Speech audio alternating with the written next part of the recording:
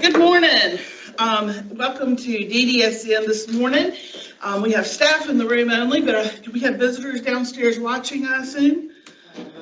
Okay, we want to welcome you all this morning. Today is September the 16th. It is 10:02. I am calling this meeting of the South Carolina Department of Disabilities and Special Needs to order.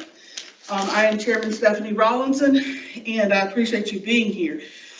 First thing that would happen is Commissioner Robin Blackwood will read the notice of meeting statement. A meeting notice announcing the date, time, and place of the September 16th, 2021 Commission meeting was distributed on September 14th, 2021 to appropriate media and other groups or individuals who have requested notification. The announcement and agenda were posted at the Department of Disabilities and Special Needs Central Administrative Office and on the website. Americans with Disabilities Act. The public has been notified that accommodations such as interpreters, mobility assistance, or other assistance will be provided to individuals with disabilities and special needs if requested in advance. Thank you, Commissioner Blackwood. We appreciate that. Just want to thank you again, everyone, for being here today. And for those joining us online, we're always glad to have those joining us. To offer feedback and make sure if you in the future want to participate, hopefully we'll be able to open our meetings back up to the public very soon, depending on what COVID does. Of course, we have our room downstairs where we're live streaming, so if anyone wants to watch us, they can. We're just hoping that we can hopefully open up sooner rather than later. We're just kind of watching the COVID numbers to see where we are. Commissioner, our interim director is still out on leave this morning with her beautiful new baby. We wish Constance well, and we hope she and our beautiful little McKenna are doing great. And we look forward to having her back with us soon.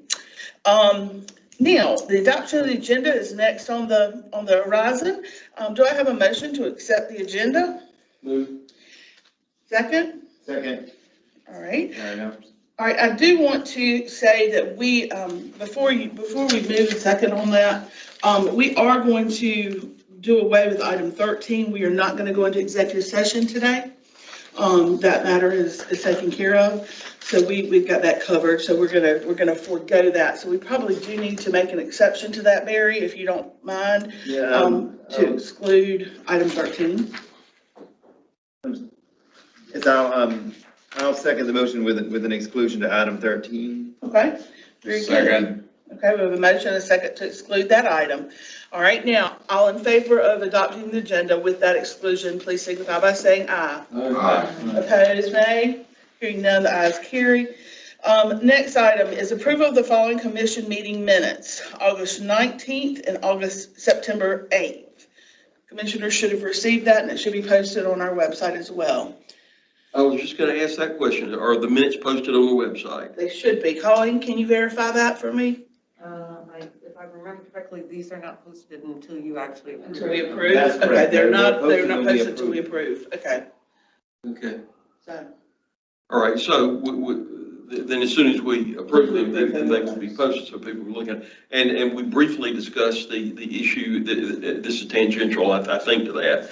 How much of the packet can we get up? And this is, this has been a request to me a couple times, and Patricia Harrison mentioned it to me yesterday when we were meeting between meetings. Right. And I brought it up a couple of times. I mean, I don't know if the feasibility, if staff can get copies to us, is it a big deal to scan it and put it up on the website as draft? It's going to have to be listed as draft. Yeah.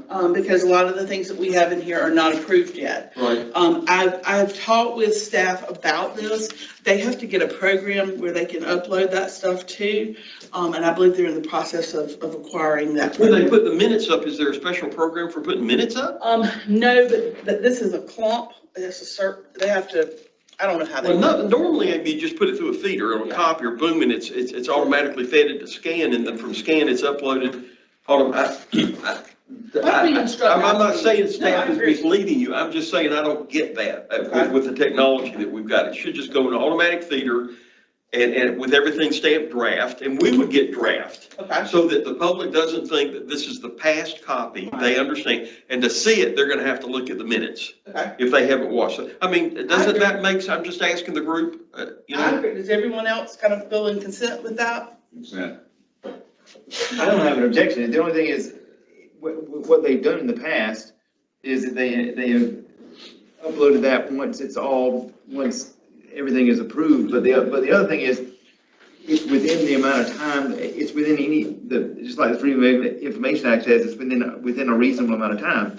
And so they probably have to have a separate program because we're trying to get them to do it immediately because this thing changes up until yesterday. Yeah, I mean, And if so we change today, we change the we probably agenda need today. something different in order to make it more immediate. You know, it could be very well just stamped as of a certain date. I mean, it's the date that this was uploaded was 2 days before or whatever. Again, this is not, I don't understand this gotta have a special program. And that sounds like, okay, I'm not saying somebody's misleading anybody. That sounds weird. Doesn't everybody have a copy machine that's got a scanner and you put it in the scanner and it feeds it out, you got it on the scan, you upload it? I don't get that. I really don't understand, but I'm not trying to create an issue here, but I would like for the chair lady, if you would, please, Inquire. Madam Chairman, just to inquire to make sure that it's not. I'm looking at my IT guy at the back of the room. Can we look into that for them? Certainly. Thank you so much. I appreciate that. The point is if you're trying to follow this, Yes. and see what we're doing and we bring up issues as of a certain page in our documents, nobody can follow it with just an agenda. So I think the complaint is very valid. I do too. And unless there truly is some technical reason, you gotta have a special program that you get from, I don't know what it is. They told me Uzbekistan or yesterday they something. had to have something to combine it. I don't know exactly what it is, but, Okay. you know, y'all know I'm not the technology expert in this room. I just don't think the IT department is ready to make a presentation about this matter. No. What we'll do is I'll You feel approach good? them and we'll add that on for next month. And if it's able to get uploaded before next month, we will do that. How Well, about that? I would love that as a standard. In fact, I would ask the chairman of the policy committee that just needs to be, to develop a little policy behind that needs to be our SOP to make sure the public is fully apprised of the things and that way they can flip to the page just as we're flipping to the page and it's all in real time. Thank you. Thank you. We Thank you very certainly much. do that. That's all I got. Madam Chair, that's an excellent We'll idea. add that to the video. All right, now let's, any other And if we're gonna discussion? be doing something like that, I just wanna express my appreciation to the staff who Yes. had that burden too. So we gotta understand that if we're asking for something to be stamped, watermark, however it is, everybody who produces these things is gonna have to take that part of it. And I just wanna express my appreciation to the staff for Yes. taking on that additional burden being thrust on them. Like I just got this delivered. She just did this yesterday Yes. for our subcommittee. Guess what it's got on it? Draft. Draft. I mean, this is a piece of cake, I would think.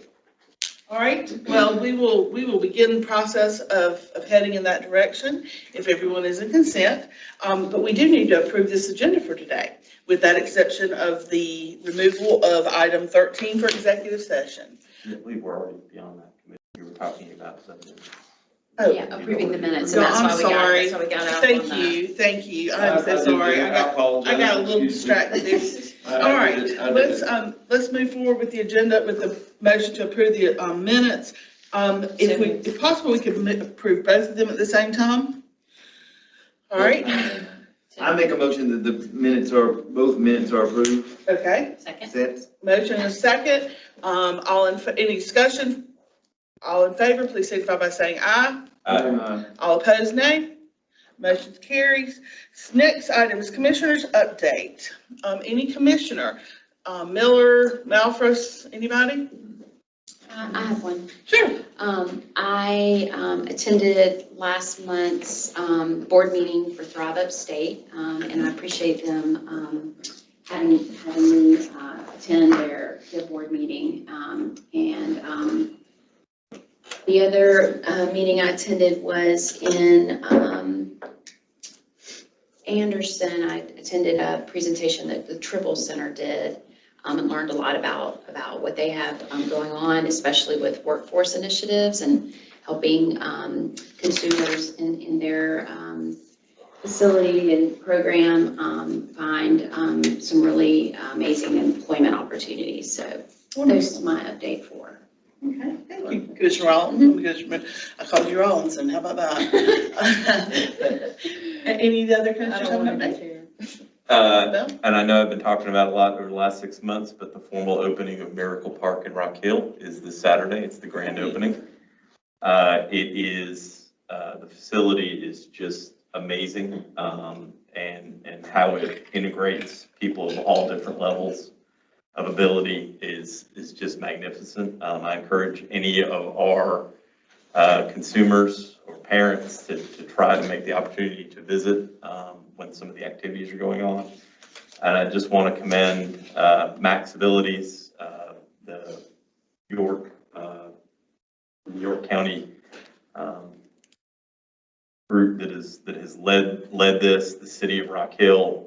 They have just shepherded millions of dollars into a wonderful, wonderful place, and I'm really looking forward to attending that on Saturday. Great. Is that an independent, that's an independent provider? So the park is being run as a combination of the city of Rock Hill working with the Max Abilities and the Disabilities Foundation for York County. So it is a, there's not like a private company running it. It's a government. Is it the kind of thing that could be rolled out in a number of areas? Or Well, that is the idea. It is one of a kind on the planet right now, in terms of integration from beginning to end to be for all folks. Well, maybe So after. it is, the idea is that it is a model to spread across. I was going to say prototype sort of. If you could remember about a year from now, after it's whatever kinks out might be there, to let us know, that would be the kind of thing that I would love to just make sure all the regions in the state had that prototype, and if they wanted to copy it. I love innovative stuff, so maybe just don't keep it a secret up yonder, you know. Yeah, well, that's why I've been talking it up over the last 6 months, and we've got closer and closer. Sounds interesting. It has been an amazing, like I said, it is sort of a unique project in terms of donations, for example, from Winthrop, which is, for land, the city of Rock Hill donated land. Representative Norman's family, the Norman family, has been very involved in it. His son Warren served on the local board. They provided a lot of construction. A number of the local construction companies have chipped in and provided work either for free or at cost. I mean, it's been a huge community project. And the foundation wrangling all these various parts together has been fairly amazing to watch. So. Mr. Keller? Okay. Well, I do have a couple of updates. First, this is Spinal Cord Awareness Month, and we are very excited to have the folks from Spinal Cord Awareness with us today to do a presentation later. And second, Robin Blackwood and I had the opportunity to meet with Disability Rights South Carolina via telephone conference, or was it, we did a telephone or did we do Zoom? I'm trying to remember. We had a great meeting with them to kind of get a good feel for what their agency does. And we're going to start inviting these agencies to come and visit with us so that we understand what they do and the services they offer, and share that information with the public so that the public can actually use these services. This month, of course, we have the Spinal Cord group, but hopefully next month will be Disability Rights South Carolina. We'd like to look at others groups. If you're interested in talking with Robin and I, and maybe getting on the agenda to come and talk with us, we'd love to have you as a presentation, to do a presentation of what your group does for those with disabilities in the state of South Carolina. The other thing I want to update you on is I was since becoming a member of this board and this commission, I have taken it upon myself, because we were appointed by Governor McMaster, to go over and visit with the governor's office on a regular basis. We had I took Commissioner Miller this time because he is head of our new legislative committee, and Commissioner Blackwood, who's over our finance committee. And we went and sat down with the chief of staff for Governor McMaster, make sure they know everything that's going on at DDSN. We had a wonderfully positive conversation with them. They are very excited about things that are happening at DDSN. and just feel very comfortable with our leadership and look forward to really working with us closely in the next few weeks. So I was glad that we could have that opportunity to meet with them on a personal basis. Are they familiar with the changes that we have made relative to our payment system and fee for service and all that concept? Or Oh, yes. We talked about everything. We talked about, that was, the move to fee for service was recommended by the LAC, and they were of the impression that we had already changed over. And of course, when I met with them the first time, I let them know that, because that was when I first came on the board, I tried to meet quarterly with them. And I let them know that it was not fee for service. And that was, they really encouraged us to move that direction because that is what LAC wanted. And so that's. which one, which LAC report? It was the first one, the first one. The 08, something like that? It was 08 when they told them to Okay. change to fee for service. Well, I think a lot of legislators are maybe under the understanding that we're further along than we actually are. They were. Yeah. So we updated them on that. We updated them on the leadership change over at DDSN, and they're very pleased, and they think we're going in the right direction. So it was a great meeting. Do you two concur that went with me, Commissioner Miller? I know you were there. Absolutely. Yeah, it was good. It was a very positive Thank meeting. them for their time. Yes, With us. the time was wonderful. We had about an hour Yeah. of the chief of staff's time. Yeah. So it was a very nice meeting. So that said, I will continue to try to do that quarterly with them. Of course, I meet with the governor occasionally on personal business, but that was a good visit on behalf of DDSN. All right, so now we're going to be moving into public input. I think we have two people that are going to speak with us today. Beth Bungie with Bright Start and Michelle Schaefer. And I believe Michelle is the head of York DDSN. Okay, Max Abilities. Okay. Let's start with Beth, if you don't mind. Can I start first? I'm sorry. That's fine, Michelle. Go right ahead. Michelle, I hope I didn't steal some of your thunder. No, we get to hear more of an update. We got a preliminary already from Gary. Yeah, I was gonna say, Michelle, I hope I didn't steal your thunder. I couldn't hear your thunder because I was in the hall. Yeah, well, I was talking about the opening this Well, weekend. that's true. Can I take this off? Please, yes. Hello, how are you? Hi. I'm good. Good morning, everybody. Good morning. When does the clock start? Because I need all 3 minutes. Okay, wait a minute. I'm gonna have my phone. Somebody grab my phone. Anybody got a phone? Okay. Oh, I'm behind now. Mr. Okay. Blackwood, we'll start it with you. She'll start you when you start. How about that? Thank you. I'm Michelle Schaefer with Max Abilities, speaking to you on behalf of the Human Service Providers Organization, which represents 54 provider agencies statewide. The HSP and the coalition that Beth is representing are presenting information in tandem. Our topic is staffing, and our request is simple. We need your help. Over the course of the last year and a half, the focus has been on the COVID pandemic and all the issues that surround a healthcare crisis. What has been building to a head during the same time with far less attention is the crumbling of our staffing structures statewide. The first alarm bell was raised with nursing staff and the fierce competition with hospitals and private providers to obtain nurses at premium prices. We as a system were not competitive, and we're still feeling the effects of that hit, especially in our ICF programs where nurses are mandatory. We're now facing severe DSP shortages, and in our opinion, is posing a different, maybe greater threat to our system than COVID. To gauge our collective staffing issues in real time, the HST did a very basic staffing survey. We're sharing that with you today. You have a copy, and the picture isn't pretty. Our survey had a response rate of over 80%, and it represents 45 agencies. Overall, our network is experiencing a 21% vacancy rate.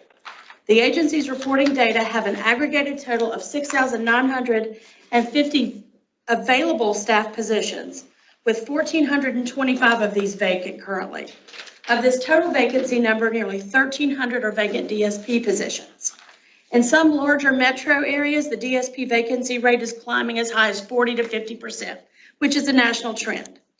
We are feeling these effects of these vacancies today, with increasing difficulty in spreading existing staff across multiple programs, locations with multiple vacancies. Staff members are easily enticed away by local businesses that can pay them more than we can. In Charleston, the Walmart distribution center is paying $16 to $18 an hour, and manufacturing plants are over $20 an hour. In Aiken, the Amazon warehouse is paying $16 to $18 an hour, and nurses are getting $10,000 sign-on bonuses to work for the Department of Corrections. In York County, a seasonal 16-year-old Carowinds worker is being paid $20 an hour. Across many counties, Walmart is paying over $15 an hour. Our staff are frustrated because they don't understand why we as a system aren't raising their pay when they're doing important work that places them in positions where luxuries like social distancing and other safety measures aren't feasible.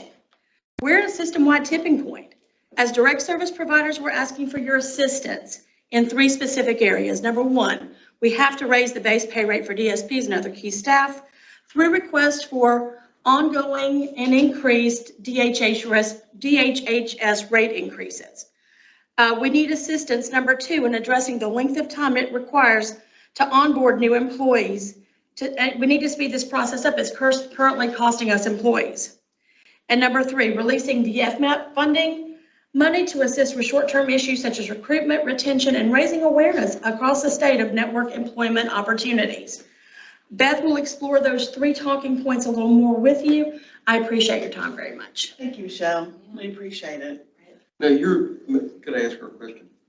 Yeah, I mean, Your max ability Yes, is right, all right, now that's York. Yes, sir. Okay, all right, so what you're seeing then is a shortfall that's happening to everybody, Yes, sir. right? But we're critical mass in the sense that we're taking care of the most vulnerable, so it's a care issue. Yes, sir. Is that right? So I was trying to write as you went. Base pay, increase in rate, number 2. The increase in rate would help us to raise the base pay. All right, so the 2 are interrelated. Yes, then. sir. All right, and then you're suggesting the location of this money, at least temporarily, could come from some of the MAP funds, is that right? Well, no, sir. Actually, there's 2 separate issues. The base Okay. pay rate has to be ongoing money through those DHHS rates so that you can sustain it over time. Mhm. The FMAP money is short-term money, which we can really pour it on for recruitment and retention. And even at the state level, anything that y'all could do to, media blast and those things to just point people in the direction of these types of jobs would be great. The other point was simply onboarding. It takes us a long time, and Beth will talk about that more specifically, to bring new employees on. So if you have a problem today, it's a month and a half before you can solve it. Now, she is the person coming in, you mentioned coalition. I keep getting, I'm sorry, some of the groups confused.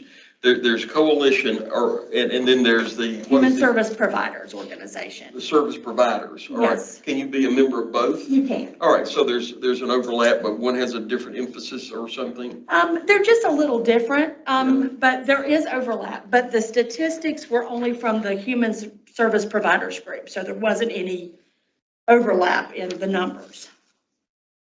But yeah, Yeah, the coalition's very small. the numbers are the numbers. Yes, sir. Okay, and what I would like is, can you get us a copy of your remarks? I'm chairman, one of the Absolutely. subcommittees that has to do with wage and equity, and Pat is one of our leadership on that subcommittee. Would you like these? Yes, if you don't mind. I might need to put Michelle on your committee. You need to grab her while she's. I'm submitting this as my copy of my homework. Yes. Don't say I didn't contribute anything. And I think you got this too, which goes Yeah, along well, let with me it. have that. I don't even know why he was in the Senate for 25 years. Exactly. 28, but it doesn't, what's 3 years? What's 3 years? We really just need some flexibility. We need, it's just getting real, so. Thank you so much, Thank you. Michelle. We appreciate it. Okay, so we've got Michelle. Now Beth. Beth, your last name, pronounce that for me. Bungie? Bungie, I'm sorry. That's all right, nobody's ever said it right. I answer to whatever, it's okay. Beth, welcome to Thank you. DDSN, and we look forward to hearing about Bright Start or the coalition, or talk to us. Well, good morning, my name is Beth Bungie, and I'm a co-owner of Bright Start, which is a case management and early intervention provider. And I'm speaking to you on behalf, as you know, of the coalition as a member and in tandem with Michelle. We want to impress upon you the current and lasting staffing crisis that affects case management and early intervention, as well as residential, day, direct support providers, managers, and nurses. There's a shortage across the state as we hire for replacement, but also for growth. We are all trying hard to recruit qualified candidates, but keeping them is just as challenging. At Bright Start alone, we hired 44 EIs and case managers since January and lost 14. Of those 14, almost all went into a new field or they went back to school. In addition, case managers are going to do case management work for other agencies and other populations, such as Voc Rehab, for a lot higher salary. There are Could you, instead of using acronyms, most of which I know, but some I don't, would you mind saying what the various things are before? And I apologize. Sure. No. But that has come up quite often in here, so. EI was early intervention. Just FYI, PIQST, yeah. Okay, so early intervention and case management were the two that I was talking about. And I think I said direct support providers instead of DSP. Yes. So. Yes.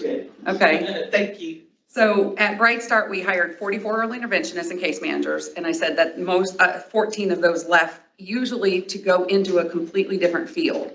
But overall, we are finding that our case managers are leaving to go to other populations and to do the same work, but for a different population because of the pay. But there's so many lasting effects on this, such as the impact on families and individuals who experience a change in workers and the impact on the staff who are trying their best with less time to meet everyone's needs. Hugely impacting providers is the expense of the onboarding and training new staff. The expense of advertising continually is enormous. Onboarding, like Michelle said, can take 3 to 6 weeks just for the federal background check. Candidates are withdrawing because of the time that it takes to start. All of our passion is for children, teens, families, and adults that we serve and their well-being. Unfortunately, there's a high risk of that quality going down with workforce voids. Directors, owners, managers, and others are filling in when needed 24 hours a day. And this means that staff can't do their own duties when covering other shifts. Our other concern with the difficulty in finding qualified employees who also stay on the job is the effect it has on the families, coworkers, and everyone's mental health. There are early intervention providers who are not taking referrals due to lack of staff, which means children may not get the intervention that they need, and it's federally mandated. We worry about the capacity issues with conflict-free case management because many of us are willing to expand into other counties, but there may not be anyone to hire, and at this moment, we don't have the money to do that. We all worry about not retaining staff long enough to have someone qualified to move into a management position. Or if there are staff with tenure right now, they see the stress of managing in these uncertain times, and they choose not to move into management or supervisor or director positions. Many local businesses, like Michelle said, and regional centers even, are paying higher pay for the same positions or for a similar level position than our disability positions. Not everyone follows his or her passion if the money is their driver. And this struggle for employers is daily. I can say with confidence that every provider I know is doing the absolute best with the stresses of staffing and will continue to address the issue with every possible creative strategy we have. But this is a logistical and financial problem, and we need the support of DDSN and the commission financially and programmatically to address the staffing shortages. Like Michelle said, we have 3 areas, and mine are the same, are similar. To reiterate what she said, advocate for a quicker onboarding process. We need you to work with DDSN staff to shorten the turnaround time and to speed up the process, or to change the state law to allow easier and quicker access to fingerprint results. We also need you to advocate for and support those rate raises in all areas. And that's not just direct support providers. It's also case management and early intervention, because we need to adequately fund all the programs and therefore find and keep dedicated employees. And then also, as Michelle said, releasing the FMAP funding immediately to assist in the issue of recruitment and retention and raising awareness of employment opportunities. And please know that this is our effort to educate and inform you. And if you have thoughts and ideas for improving our situations, please let us know. Thank you. Question for her? Okay, to become an ET or to become a DST, let's suppose I said, I came to Max Abilities or you all or somebody and said, I need a job and I'm competent and all that. So could you put me to work instantly except for the fingerprint issue? If you are qualified, How do you get qualified is my question. well, so it depends on the position. If you take a case manager, for example, you have to have a 4-year degree and you have to have In what? in a related field to, in any I'm field. a philosopher. Okay, you can come and work for me. If you have, I think you're the only one that would hire me as a philosopher. Nobody else would hire me. So I have an undergraduate degree in philosophy. I have a master's degree in philosophy. Can I immediately get on with a couple of degrees like that? Unrelated? Philosophy is not psychology. in early intervention, it has to be a related degree to So I working couldn't with do it. children. I couldn't Not in do it. early intervention, no. Okay, so one of our problems is you can't do a fast on board kind of thing where you read the book as you learn, take this quick exam, and that will get you started. You've got to have the credentials. Right, So so come this in is- with the credentials. This yes. is a function then, I mean, from Jump Street, one of the earliest, most significant things we've got, you have to have the degree. Absolutely, yes. That's That's a requirement, yes. This is very hard, and my question is, like with nursing degrees, you have the RN degree, and then you have a different kind of one that is a nurse. I'm wondering if part of we may be having to face a systemic change in what qualifies a person to do the kind of work, because upping the numbers with only this number of people, you can give them $150,000 a year and you still got the problem. True, however, we are finding people to apply. We are finding people with the degrees for case management and early intervention. They're just not qualified with experience or. But that's part of the credentials, though. They have to have the experience. They have, yes, they also have to have experience. So would that be a statutory change then? You're saying the people are there, but there's still an impediment to. The impediment, I'm though, is trying not the degree. The impediment is not getting them in the Okay, door all as right. much as from the minute they come in and interview. They interview with me today. I have to, and I will do 2 interviews. Now I'm going to offer you the position. Mhm. Now it's going to take possibly 6 weeks before you start. So because of the fingerprint process. So Is that now what about the experiential? I mean, you got to have the experience thing. you have to have that before I'd even interview you. You have to have, for example, in early intervention, the standards are you have to have a year experience with children. Okay. So you have to. So I'm trying to figure out is the field itself already so narrow that what could help would be, like you said, the fingerprint issue. Get a faster turnaround on fingerprint, or some modification that you might say. For instance, you might tell me, and it might be totally untrue, and the coalition or the other association would say, no, David, you just don't understand how important that 1-year experience is. Or can that be an on-the-job kind of thing that you would be willing to concede and say, hey, we can teach them and sort of partner with them so that they get it. I'm trying to figure out ways where your pool is increased. Right. And if the state is stopping that, some sort That's the of. problem. No. The pool's there. Right. I'd say the pool is there. However, Well, again, the with fingerprint issue is a problem. with early intervention, for example, you're also competing with similar, or case management, you're competing with similar roles. So an early interventionist could choose to be a teacher, possibly for a higher rate, higher pay. A case manager might go to another case management agency for a higher pay. Well, what So about the people are there, but the pay isn't high enough, and if we told the legislature, look, we want an exception in the code that would allow a jump on board pending the outcome of the fingerprint. I may say they're so backed up at FBI or whatever, they just can't get the turnaround. So is there something that we can do to go to the legislature and say this will help overcome the slowdown and get them in the system working faster? And I'm trying to figure other angles than merely, no, you're going to have to triple the amount of money they make for us to be competitive, and that's the only solution we can give you. How about other things that would speak, like you just said, the fingerprint issue? there are things. Precisely, he's trying to get another issue, another thing solved other than just money, because that's all we hear is money, money, money. But it's more to it than just money is what he's getting at. So he'd like a plan as to how we could do that outside of just money. We understand everybody wants more money.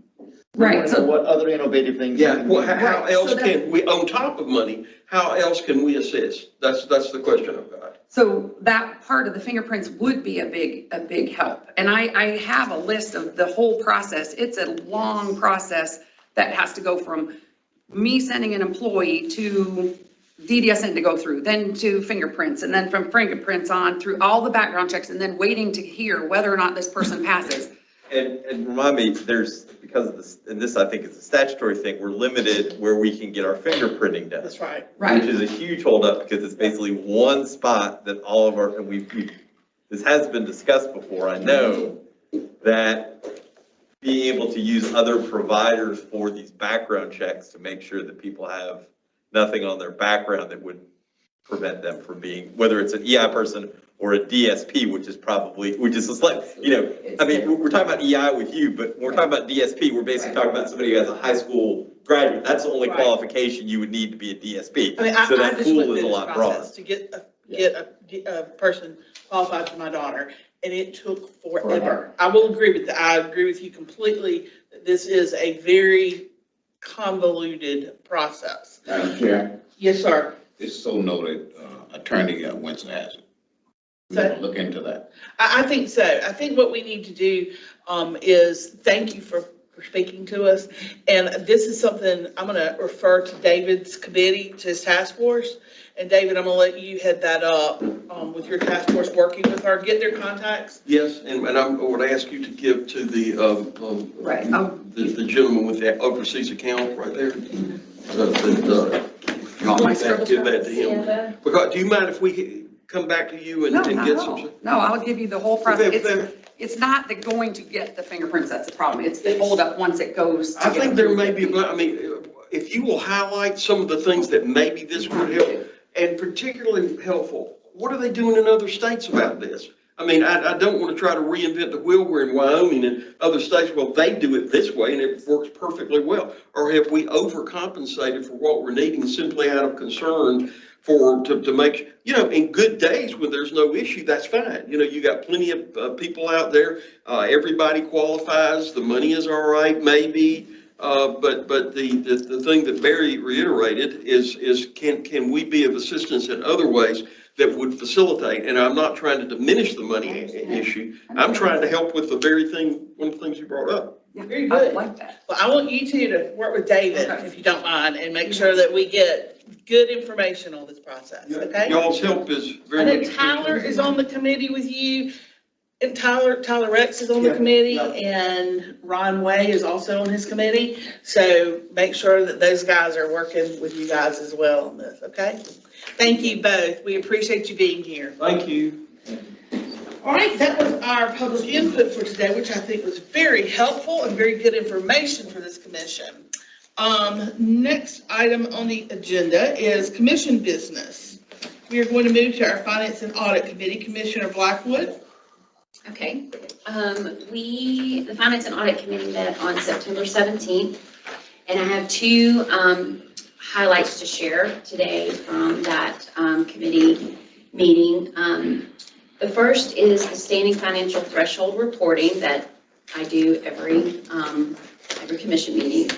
We reviewed two new service contracts that need no formal vote today. They're listed under tab 3. These were two items that we approved and are just sharing for information only today. The first one is a fixed price bid contract for post-acute rehabilitation initiative. It's a 1-year contract with 4 renewals, and it's listed under tab 3 of your binder, of your packet. So that item was approved in committee, as well as an existing service contract for temporary price adjustment for DSPs.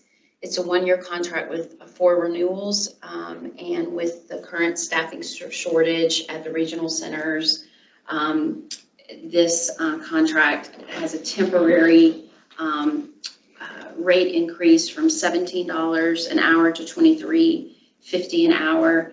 And that is the other item that we reviewed and approved. So those are the two updates on the financial threshold reporting. Commissioner Blackwood, may I ask, who prepares this report? This monthly? This report is DSN? created by our CFO. Pat? Yeah. Could y'all lighten up the green Yeah. from now on? Every other month, we get it better, and then it goes back to the dark. It's so dark I can't read it, but I just, if y'all don't mind from now on, if you would lighten the green highlighting up, that would be great. Well, the same thing. Thank you, guys, appreciate it. So, anyone have any questions about that? I can move on to the next item that came out of Sounds good. committee. The 2350 is for DSPs at our community. Now, that's not a pass-through rate. That's what we're paying to the provider, 2350 to provide us some extra DSPs. I'm just. Yeah, I think Pat could answer that question. Contract rate Right. to the provider, and then We they, don't know what they're paying their employees. We don't know what that 20, okay, thank you. All right. Okay, so the second issue out of the Finance and Audit Committee meeting was to share with you the an outlier request. We reviewed 4 outlier requests, which are part of the Band B and I project. And this item under tab 4 details that for everyone, but it came out of committee as a motion in a second. So Okay. just need the approval of the commission on these 4 outliers that we approved. Okay. And that is, We have a motion and a second on the floor then. Is there any discussion on this matter? Hearing none, we are going to move to vote. All in favor, please signify by saying aye. Aye. Opposed, nay. Ayes carry, that motion is approved, the ayes are approved. Policy Committee, is there anything else, Commissioner? I think I'm good. Commissioner Malfrist? Thank you. Thank you very much for, we're about to give a report on the Finance Committee. I'm, of course, Chairman of the Finance Committee. No, policy. Sorry, where am I at? Where's my That's mind? all right. Sorry, I'm on the Finance Committee, Yeah. but I'm Chairman of the Policy Committee, sorry. And I'm giving the Policy Committee, not the Finance Committee report, sorry, we just did that. There are 3 items that were referred to staff, policies that were referred to staff, that we're going to talk about first, 50210DD, 70003DD, and 73801DD. And we are asking Ms. Manus to update us on those 3 since they were referred to staff. Sure. So these 3 directives, 50210DD, 70003DD, and 73801DD are in tab 5, 6, and 7 of your binder. These directives were referred to staff. They went out for public comment and were presented to the Policy Committee at the September 14th meeting for review. 50210DD deals with transitions of people who live in regional centers that are moving to the community and kind of outlines the policies and procedures around that. 703DD is around informed choice of people in intermediate care facilities for individuals with intellectual disabilities to make sure that they are informed of the service options that are available to them. And 73801DD is around discharge planning for people leaving intermediate care facilities and moving directly into the intellectual disabilities and related disabilities waiver. That is a reserve capacity group. So they basically, if they are discharged, they can go right into IDRD waiver services. Unless anybody has any questions, I think these directives are ready for the commission to review and approve. What is the will of the commission to approve them? They came out of committee with approval, with first and second on both of them. Is there a consent to approve all of these at one time or individually? Yeah, I see no reason not to approve them all at one time. There's actually 3, not 2. Oh, yeah, 3, I'm sorry. So I would ask that we would vote on all 3 at one time. Any discussion on any of these any of these policy changes? Hearing none, all in favor of these policy changes, please signify by saying aye. Aye. Opposed? Ayes carried, those policies are changed and approved. Thank you. The next item on the policy committee is, we had a discussion about the voluntary contributions and donations. And we have made our suggested edits to that, and that will be posted for public comment. For a 10-day period of time, we would ask that you would stick to the 10-day period of time for time purposes and for the ability for us to bring this back up to the committee, to the commission next month for approval. The next one is code of conduct policy, which we are making further edits to, and we're bringing that back to the policy committee for further work at the next committee meeting. And the individuals involved with the criminal justice system is another one, and staff will make further edits to that, and at the next policy committee we'll try to approve that. Also, with the National Voter Registration Act policy that we have, we are considering a number of changes to that to include not only registration but also voting regulations in there. So that will end up being one policy for both things, so that the actual one we have now may be made obsolete, but we'll talk about that more after the next policy committee meeting. And the next policy committee meeting as of now is going, for several reasons, which I'm not going to discuss here, we decided to skip next month's meeting and have one in November, unless there is some reason specific other than normal course of business to be as a policy committee, which we're always open to do if there's some particular issue that we have that we need to address. We are very quick to address issues that are necessary to be addressed, so that our policies are accurate and current and straight. So anyway, the rest of these are basically, what I just told you is basically for information, and that is our committee report for today. Mr. Malthus, if I may, you've done an exceptional job over the last 2 years, I know, of going through these policies. Could someone tell me how many policies have we revised in the last year? Just in the last fiscal year, including those that have been revised and made obsolete, it was 90 in total. That is unbelievable. I just think this committee deserves a hand. We appreciate you guys. That is a key component. Well, I think people that are on his subcommittee that suffer through all that also, and he is the closest thing to a slave driver I have ever come across, and I've been on a lot of committees over the years he's rough, he's tough. He is tough, and tough. Hey, I was there, that's why I'm here. I'm telling you, that is work, and I appreciate those of you who have volunteered to serve with him on policy. That is just a key part of what we do as commissioners. Well, it's an area that the LAC said we needed to do a better job of updating, revising policy. So we appreciate that, and we appreciate the staff of DDSN. Yes. That actually did the work to, update those. Get those right. Get those right based on. They're very articulate, and I want to compliment Gary also, because Gary brings a dimension legally that is nice and technical, that you need good technicians to make sure it all gets done properly. I'm just following Barry's lead. Well, I appreciate those of you that are serving there, and those of you who serve with them on the staff. It is truly remarkable work you're doing, and we appreciate it. And I know that those we serve appreciate it. We just want to keep cranking them out, so the staff needs to keep moving in our direction. Somebody told me, I think it was Ashley Story who was here yesterday. We were walking in the hall. She said, she asked the question, how many have y'all reviewed in the last year? I said, I think it's about 90 something. And I said, I don't know how many total he's done since he's been there.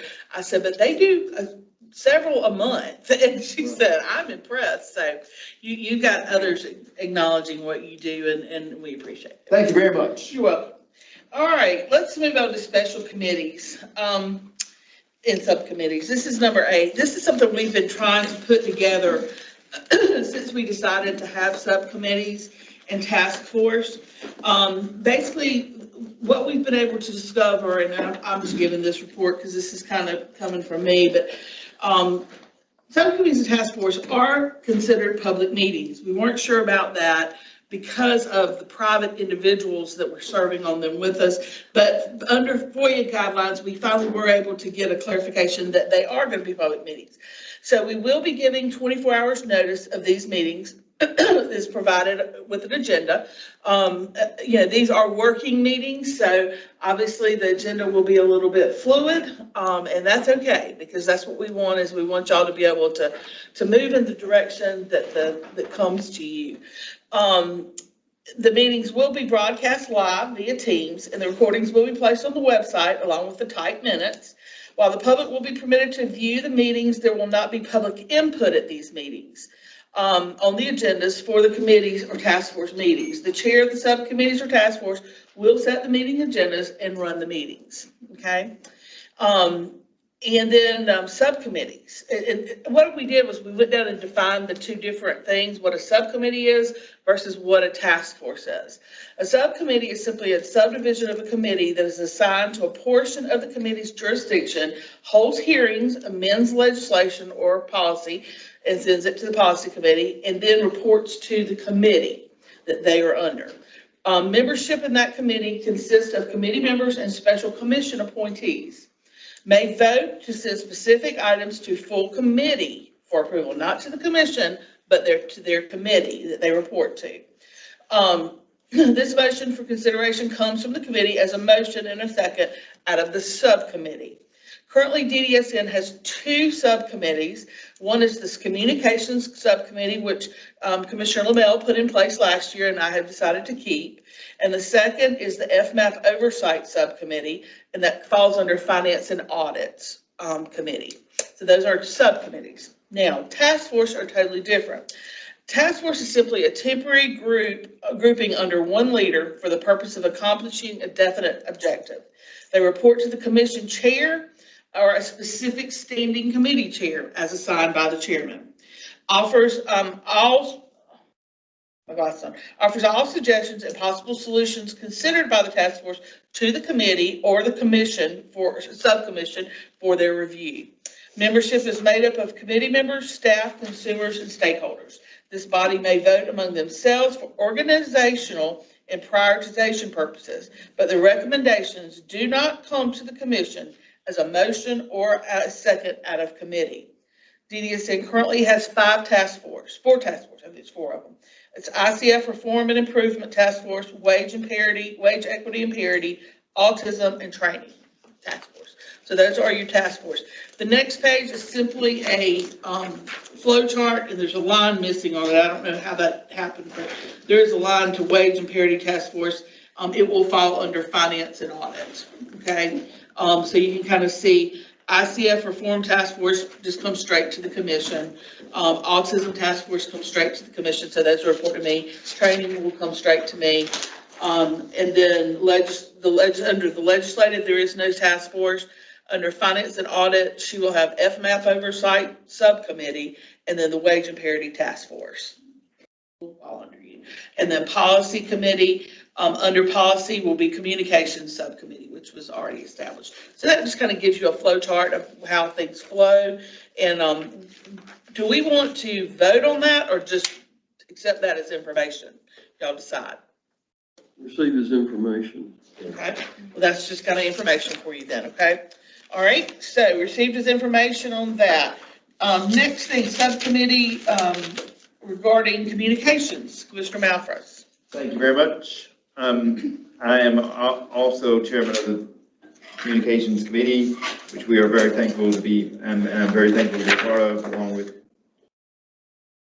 with Robin and Ed on our, as far as commissioners are concerned.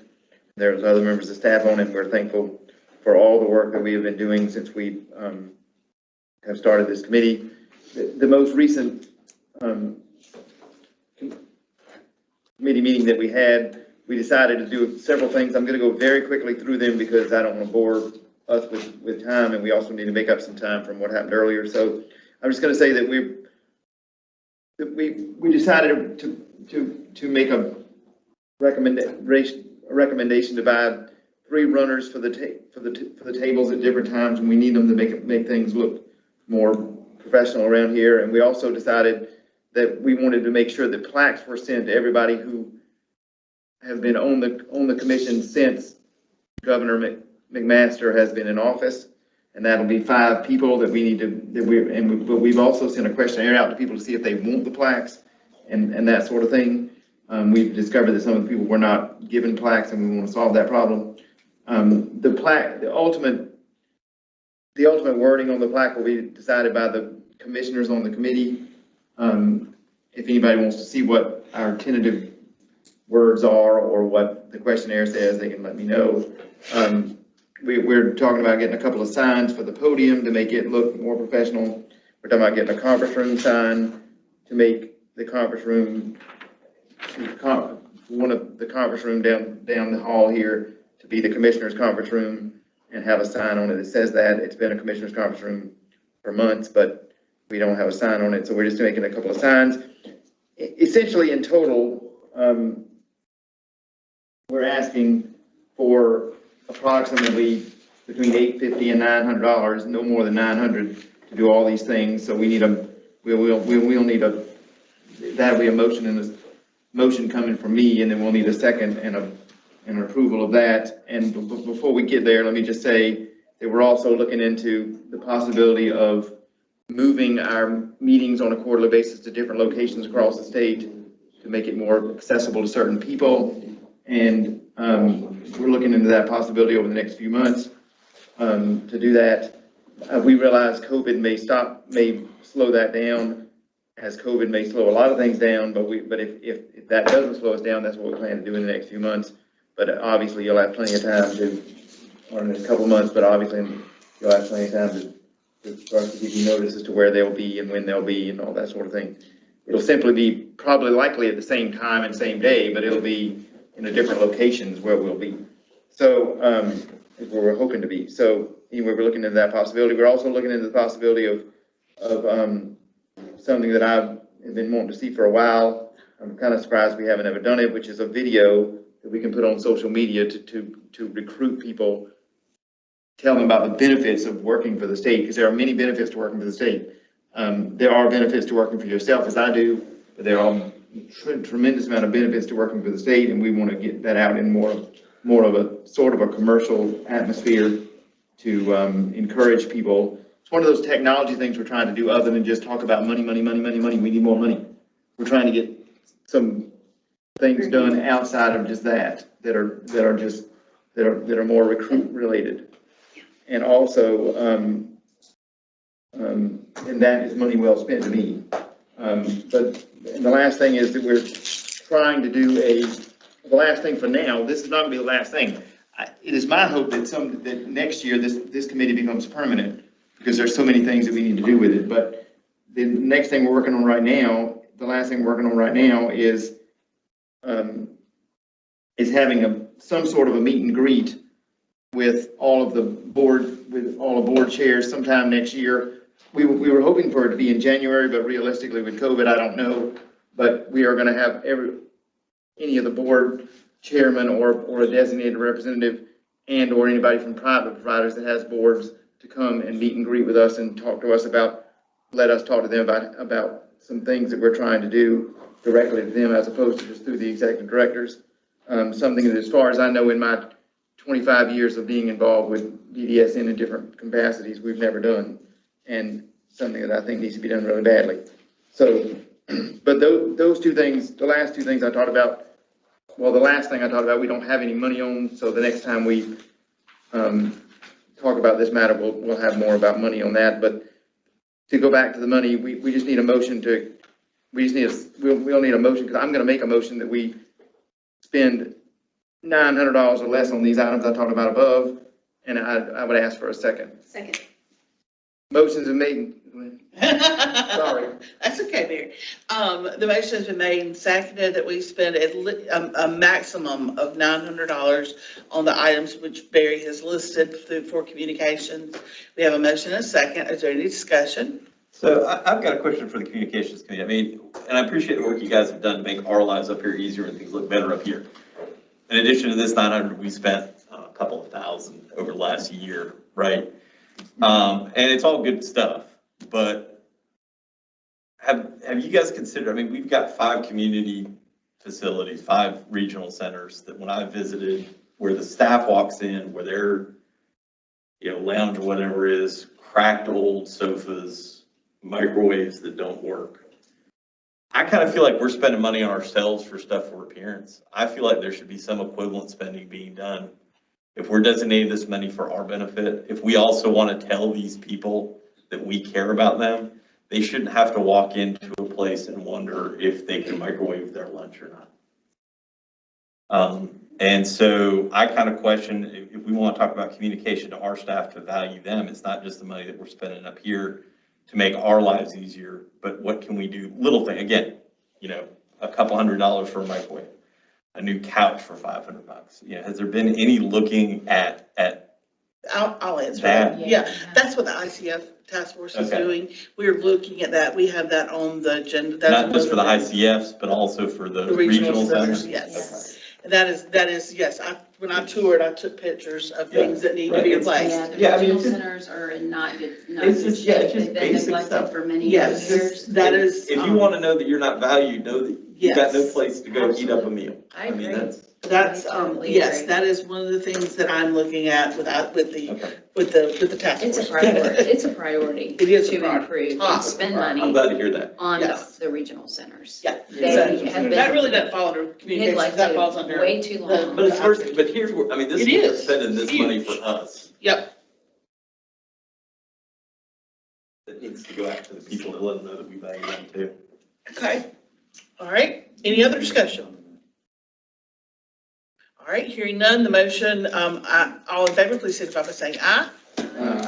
Opposed? Hearing none, the ayes carry. We will be spending that money on that. All right, next item for discussion is the FMAP subcommittee. Commissioner Blackwood? Thanks. So the first FMAP Oversight Subcommittee met in September, I think it was September 1st. And I wanted to thank everyone who has agreed to serve on that, subcommittee. We reviewed the budget areas that the commission approved to spend the 10% FMAP, and how we wanted to spend that. Of course, we are still waiting for approval of that budget, and Pat, of course, is going to give a much deeper, detailed update on the FMAP. Where it stands, and as a result of the subcommittee meeting, we kind of talked through various elements of the budget and how we need to plan to distribute money in certain areas. And so Pat is going to share in his report on the 10% FMAP the options that we had to choose from. And we have shared those options with the subcommittee prior to this meeting. So we have input from others on the options that Pat is going to present for us to review. And that is basically the report that I have regarding the FMAP Oversight Subcommittee. Our next meeting is October 6th. And that's all I have. Well, that's good. As you all recall, this subcommittee was created by the commission, and the members of that committee were selected by, or they were, the type of people were requested by the commission. So it had to be certain number of commissioners, certain number of staff, certain number of providers, Yeah, it's a private provider and a public and a provider, DDSN, and a yeah, DDSN right. provider. So it's, that is a very structured task force that is very diverse. Am I correct? Yeah, and I think we're going to list the members of each of our, That on the will be. website. I don't know if Yes. they're on there yet, but we talked about Yes. doing that so that the public could see Who's on who's there. on it and, yeah. So as you committee members, as you go through, as committee chairs, as you add members to your committees, please make sure you get that information to Christy, our administrative assistant, so that she has those names to add to your list on the website.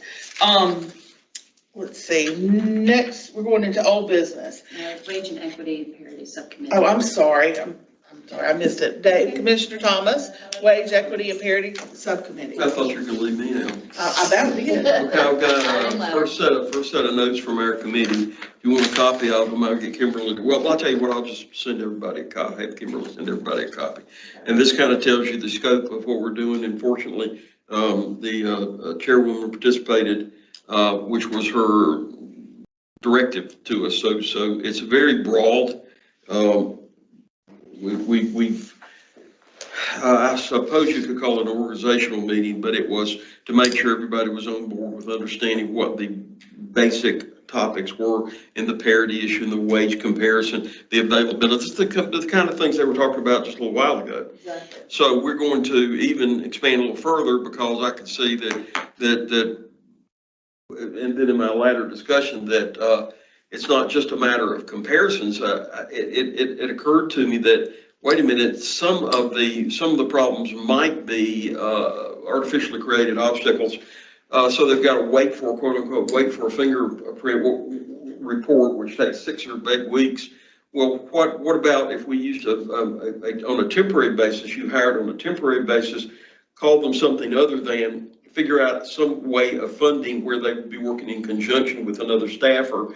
That would help with the training part of the program. Do one of the fast turnarounds on fingerprint, not to take the place of the mandated, but just to clear us as far as, the locale. In other words, it would kind of be a private deal. What you can't get through the front door, we're going to try to accommodate through the back door possibility. So I'm looking for any creative way to approach this as possible. And I'm just delighted to have the resources that these two individuals bring. And so I jumped out to meet with them and staff and a couple of others out in the hallway to sort of go through some of the ideas. So this all would be in the conceptual form. We'd come back here and say, guess what? We think we can alleviate some of the stress, not by paying somebody 3 times the going rate just to be able to bring them on board, or a finder's fee or a signing bonus or something like that. We may not have the money for it. We may not have the money that repeats.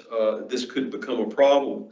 But as Barry pointed out, we can't. I'm trying to get us away from necessarily thinking as the only remedy is a monetary remedy.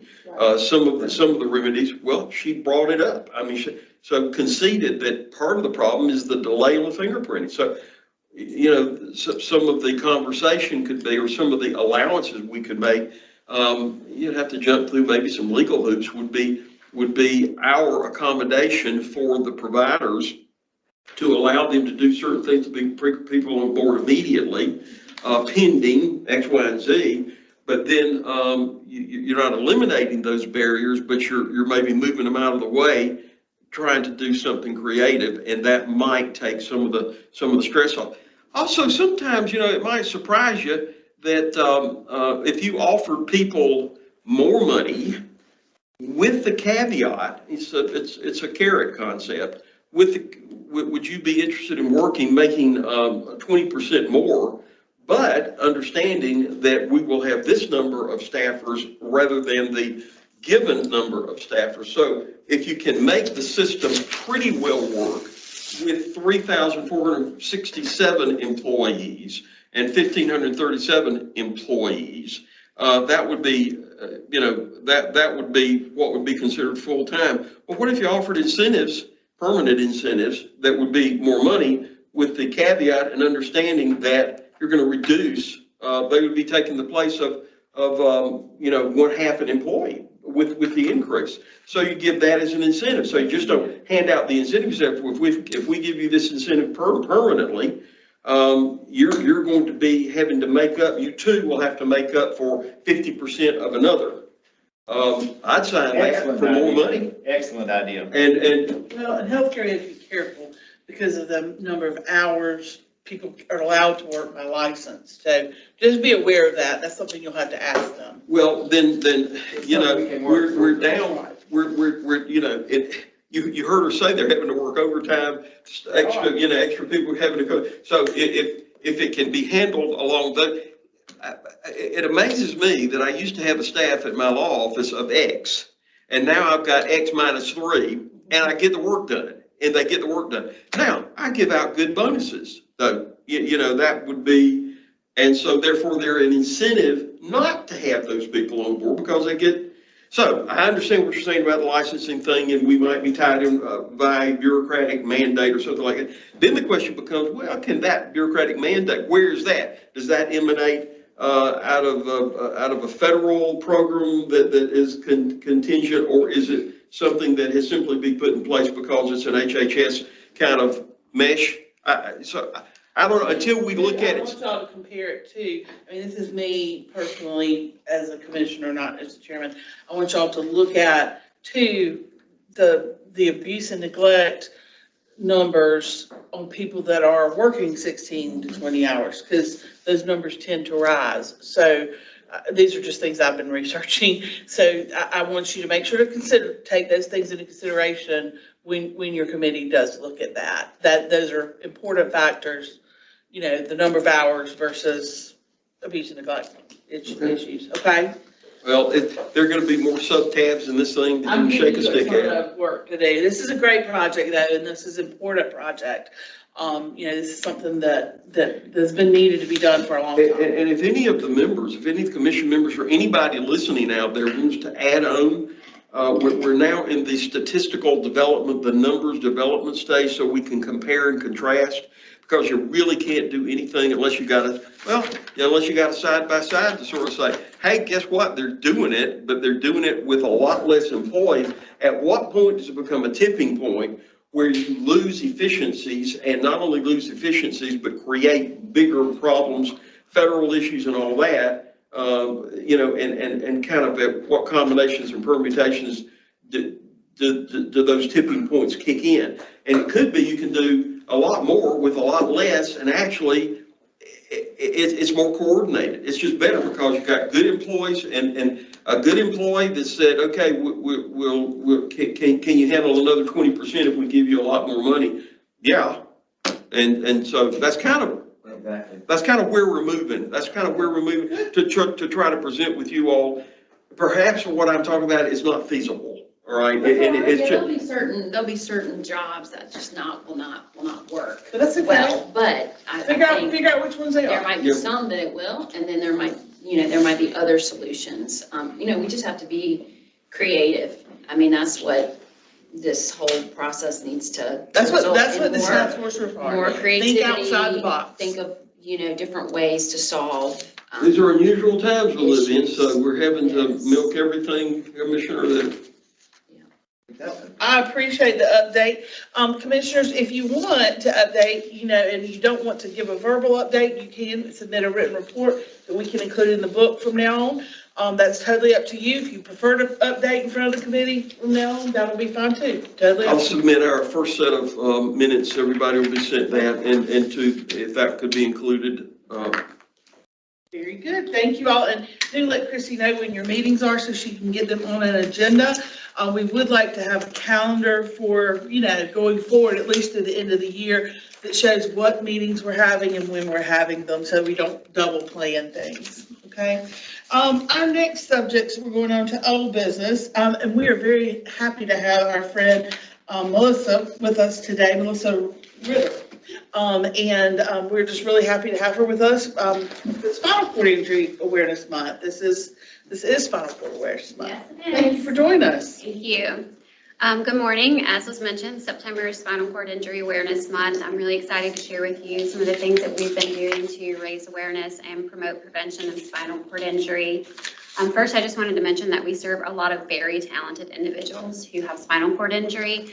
Pre-COVID, we were able to sort of showcase their work, and we've done some things like hosting art galleries and having other events, but since COVID, that's been a little more difficult.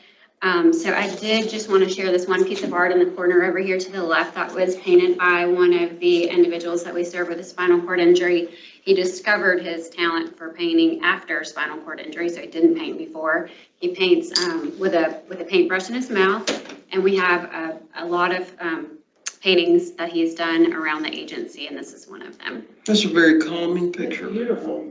Yeah, it's gorgeous. So we hope that we're going to be able to host some other events like that soon and share some additional artwork. We'd love to be able to do that here. If he wants to do it here at our facility, we'd love to do that for you all. Absolutely, thank you. Next, Do they sell this kind of thing out in the world? yes, so we hosted him here at DDSN about 2 years ago for Spinal Cord Injury Awareness Month, and we did, I asked him to paint some things that we could put for sale. So we did that. We had this conference room next door set up with about 8 paintings that he had done and offered them for sale to the individuals who work here. I bought one and have it hanging in my home. And some other folks bought them as well, so yeah. And who is it? Do you mind saying who the artist is? I don't mind, but I didn't tell him I was going to share his work on camera today, so I will share it with you after. Okay. But yes, he lives in the upstate. He's a big Clemson fan. Okay. So next, because motor vehicle crashes are the #1 cause of spinal cord injury, this month we decided to focus on prevention of spinal cord injury through avoidance of distracted driving. This is something that I think we all struggle with now with our cell phones and all the technology. But we recognize as operators of motor vehicles, we have a responsibility to ourselves and to others to drive without distractions. So we started out the month here at DDSN with what we called a donut drive distracted drop-in. And so we offered some individuals from DDSN donuts, and we shared some information about avoiding distracted driving, and that includes eating breakfast before or after you get out of your car, but not while you're driving. We shared some weekly information sheets from the National Safety Council's Just Drive campaign, and we encouraged staff to put away their cell phones, to set up their GPS, put their music playlist on before starting the vehicle, and also to take the pledge to just drive. Additionally, we supported the Spinal Cord Injury Association's t-shirt design contest. They had an individual with they had a number of individuals with spinal cord injury design some t-shirts, and the winning shirt they made into t-shirts. The winning design they made into t-shirts, and they've been available for sale this month on their website. We were to have them delivered here today, but there was a problem with their printers, so they're not here today, but you can still order one from them if you'd like to, and those that have ordered will get those to you. And then just on behalf of the Head and Spinal Cord Injury Division here at DDSN, I'd really like to thank everyone for their participation in these events. And I'd especially like to thank the people that we serve because they incentivize us to bring attention to spinal cord injury awareness and to promote prevention. So thanks so much for your time. I appreciate it. Thank you for what you do. We appreciate you. Thank you. Great. Spinal Cord Injury Awareness Month. IDRD waiver renewal update, Ms. Lori? Hi, so whenever I spoke to you last month, the IDRD waiver renewal had just been posted for public notice and public comment. Since that time, the Department of Health and Human Services has held 2 webinars, one on August 25th and one on August 30th. To review and answer any questions and receive comment related to the IDRD waiver renewal. Those webinars went really well. They did get some comments. Probably the biggest question at this point is they've included some tiers of residential, but we don't really have the rates that equate to those tiers. So I think that's kind of the biggest comment that they're getting from providers. The public comment period closes on September 25th at 5 p.m. So I would just encourage all the commissioners to, take a look at the document, make any comments. Now, Lori, there was some confusion about that. because one of the agencies had the wrong date, is that correct? Right, so I think I don't want to speculate about what happened, but, the public notice was kind of in a file, and I think one version got posted on the HHS website and a different version got sent to DDSN. Okay. But the final version was the one that they sent to us. Okay. So the closure date for public comment is actually September 25th, and they have corrected and updated that on their website. Right, thank you, Lori. I just want to make sure that the public listening. Correct. Knew that the correct date is September. The 25th, correct. So there's that many more days left and open for public comment. Thank you. Y'all have any other questions? We're good to go? Everything seems to be on track, though. Yes. Okay, Thank you. very good. Thank you, Lori. All right, next, fee-for-service update, Pat. Looks like we're going to hear from Pat a lot today. I'll just piggyback on what Lori said. The only thing between us and the finish line for fee-for-service to start on January 1st is to finalize the IDRD waiver renewal. And in the renewal, it must have individual residential settings, individual rates, as well as a direct billing component. The draft as it stands today has both. I have no reason to believe, and Lori has no reason to believe that it's going to change. So we have every reason to believe once it is finalized, we will have a clear takeoff to fee-for-service on January 1st. And I'll reiterate what Lori said, the biggest fact that we're waiting for, and HHS is doing triple time. They're doing a fabulous job. They're getting the final rates for the waiver, and they sooner or later have to make them public in order to complete the draft so people can see what is in the waiver.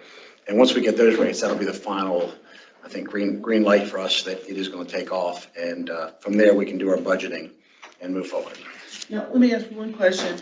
Down the line, the folks that actually have to put this into place, do we know how they're going to do that? Has that been formalized with them, or will that totally be done here? I know they have to report something to us for us to be able to do that, correct? Provider network or Yes. ourselves? Provider network has been on notice for years. It's coming. For the last 2 months, we've been talking that if this happens, it will take place. Okay. They've already have entered the fee-for-service world with waiver case management and at-home services. The actual backroom operation to make this happen, we have noodled it through 3 different ways. It will get done. Our choices are going to be, do we maintain our current automated process approach? Do we roll out the therapy component, which is right on the cusp of being completed? I'm not super happy about rolling out a new automation with a major change, and then also we're going to develop what I call a fail-safe mechanism of that worst case, we can go manual for 2 months while we finish the technology. Not that that's an option, but we'll have that built just in case. So Okay. that is first thing on the agenda next week. Good. Good. I just want to make sure that we're looking at that component as well, because it's a lot. It's a big change for them. And It costs a lot of money. It is 50 providers with monthly bills. That's right. So it is not overwhelming, both manually or automated. And obviously, we're going to automate it. But you can never discount the worst case scenario happening, and we'll be ready for that too. Great. Thank you. Is there any plan before January 1st to try to do a sample stress test with anybody or anything like that of those systems? I mean, are we just sort of turning the switch on January 1 and see what comes in, or are we doing For us to turn on any system, it's got to pass the assurance test, and that's why we have to have a fail-safe test just in case. But we will test it. We're not going to start. We have to be able to collect by January 1st. The first bills are not going to be until February 1st. Right. But we got to have a system to collect to make sure that we can process those bills on February 1st. Thank you. Very good. Thank you. Cost report update, no change. As soon as this meeting's over, my calendar's clear for the next 2 weeks. I got all 3 in my inbox lined up like airplanes ready to land. 13 and 14 will be done this month. 15, I haven't even seen the first draft yet, but it is in draft form. Okay. But 13 and 14 are being perfected from what we learned from 19, and they shouldn't take too long at all. Okay. So by next month, we should have all of them pretty much. By next month, without a doubt, hopefully 13 and 14 by the end of the month. Okay, great. Wonderful. Good to know. All right, That would be monumental. wouldn't it be If we could say next monumental? month. We'll all clap for Pat when that's done. If he could come to us and say they're all done. Between that and fee for service, Pat's gonna earn his keep in the next 3 months. This will be a monumental year in a lot of ways, and we need to It we need to will, vote on that behalf. it As far will, as fee for service goes, which I'll get to later. it will. Since so many people said it couldn't be done since 2012. All right, our next person is Miss Courtney Crosby. Welcome, Courtney. This is Courtney's first visit with us. She's our internal auditor, our new internal auditor. Commissioner Blackwood and I enjoyed taking you to lunch yesterday. It was great to meet you and get to talk with you a little bit. Well, thank you, Madam Chairman, members of the commission. So Commissioner Blackwood and I met earlier this month, and she asked that I share a little bit about my background, how I plan to approach my role as Director of Internal Audit, and my priorities for the Internal Audit Division. So I'd just like to start by saying that I'm excited to be here at DDSN, be a member of the team. As far as my background, I hold both a Bachelor of Science in Business Administration and a Master of Accountancy from USC. I am licensed as a CPA in South Carolina. I come to the agency with over 20 years of accounting and audit experience. So that includes public accounting, higher education, internal audit. It includes corporate audit in the health insurance industry. And I was tasked with leading and developing an audit function in state government. And most recently, I served as the investigator for the South Carolina Board of Accountancy. So tomorrow marks a month with the agency. So I've been working diligently to learn about the different services that the agency provides. Wanted to take a minute to thank Rufus for inviting me to sit in on his operations briefings and his monthly meetings. That's really kind of helping me become familiar with DDSN's day-to-day operations. So it's important for me and our internal audit team to have a solid understanding of the agency's services and the different programs. So it's my understanding that internal audit historically has focused on the provider network and the financial management functions there, and that it's the desire of the commission and the executive team that internal audit also address some of central office operations and risks. So in the coming weeks, I plan to start setting up meetings with managers and key personnel to learn more about departmental operations and processes. I'm also reviewing the statutes, regulations, directives, and we'll be using that knowledge to help us build an audit universe that's going to encompass both the DDSN internal processes and the provider network. So after that audit universe is built, I'll be reaching out to all of you, as well as members of management, so we can conduct an annual risk assessment and then develop our audit plan from there. And it'll be a risk-based audit plan. So I've been meeting with our internal audit team members for updates on their current projects. So we have a number of outstanding audits. We have some reviews of agreed upon procedures that are outstanding, some technical assistance visits that we're working to finalize. And we also have some follow-ups that need to be performed. So we plan to resume regular internal audit updates at the October meeting of the Finance and Audit Committee meetings. And we'll be, for now, we're going to be prioritizing the reviews of some outstanding 2020 agreed upon procedures because those 2021 reports are already starting to roll in. So the goal of internal audit is really to add value to the organization. So at the end of the day, we all work for the same agency. We're all members of the same team. And we want to see the agency accomplish its mission and achieve its vision. So my approach to internal audit is really a partnership with management.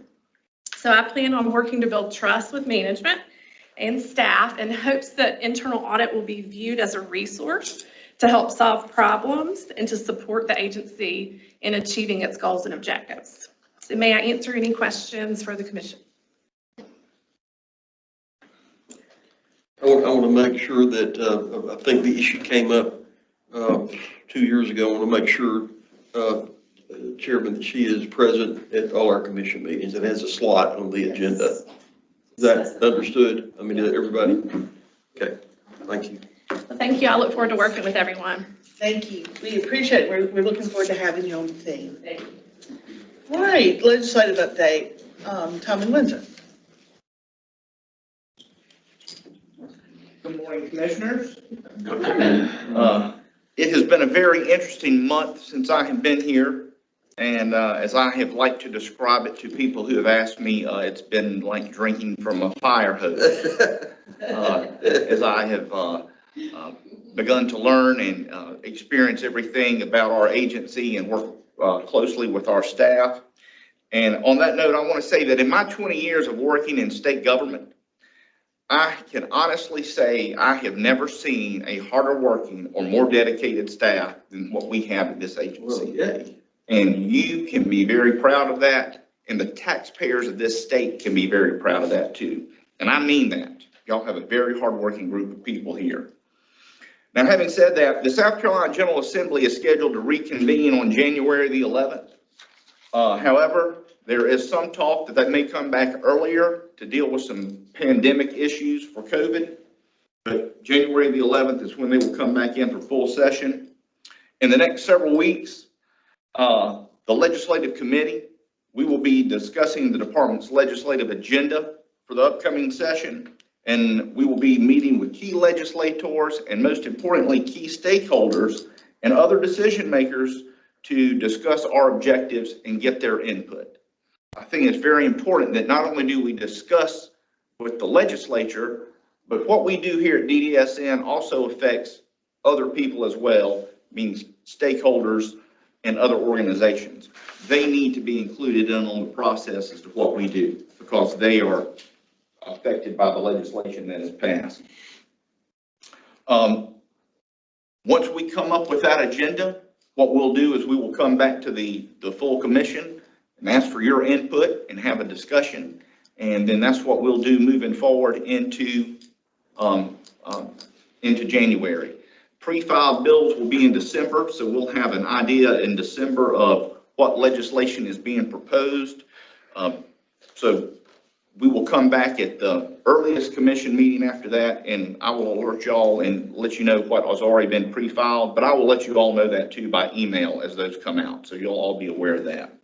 And if commissioners, if you have any kind of input or any kind of suggestions as to things that you would like to see done, please let me know. I will be more than glad to talk with you about it, work it through. I like to do a lot of things beforehand and work it through, and so we can have discussion about those and do a lot of research on the front end of it so that we can have a better understanding of it when we come into our commission meetings. So if y'all have any questions. I have a quick observation. I have been chairman and Eddie Miller, Commissioner Miller is now the chairman, so I'm presuming you two are working very closely together on Yes. A meeting with key legislators and all that kind of thing. And I want to compliment you on improving or making perfect, I should say, his dress code.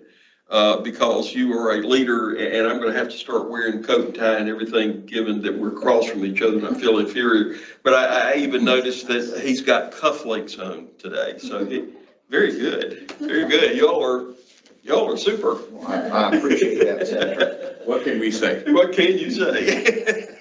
Our sharp dressed men and But- DDSN. But I also want to say, we've already, I've already started reaching out to legislators to let them know that I'm here.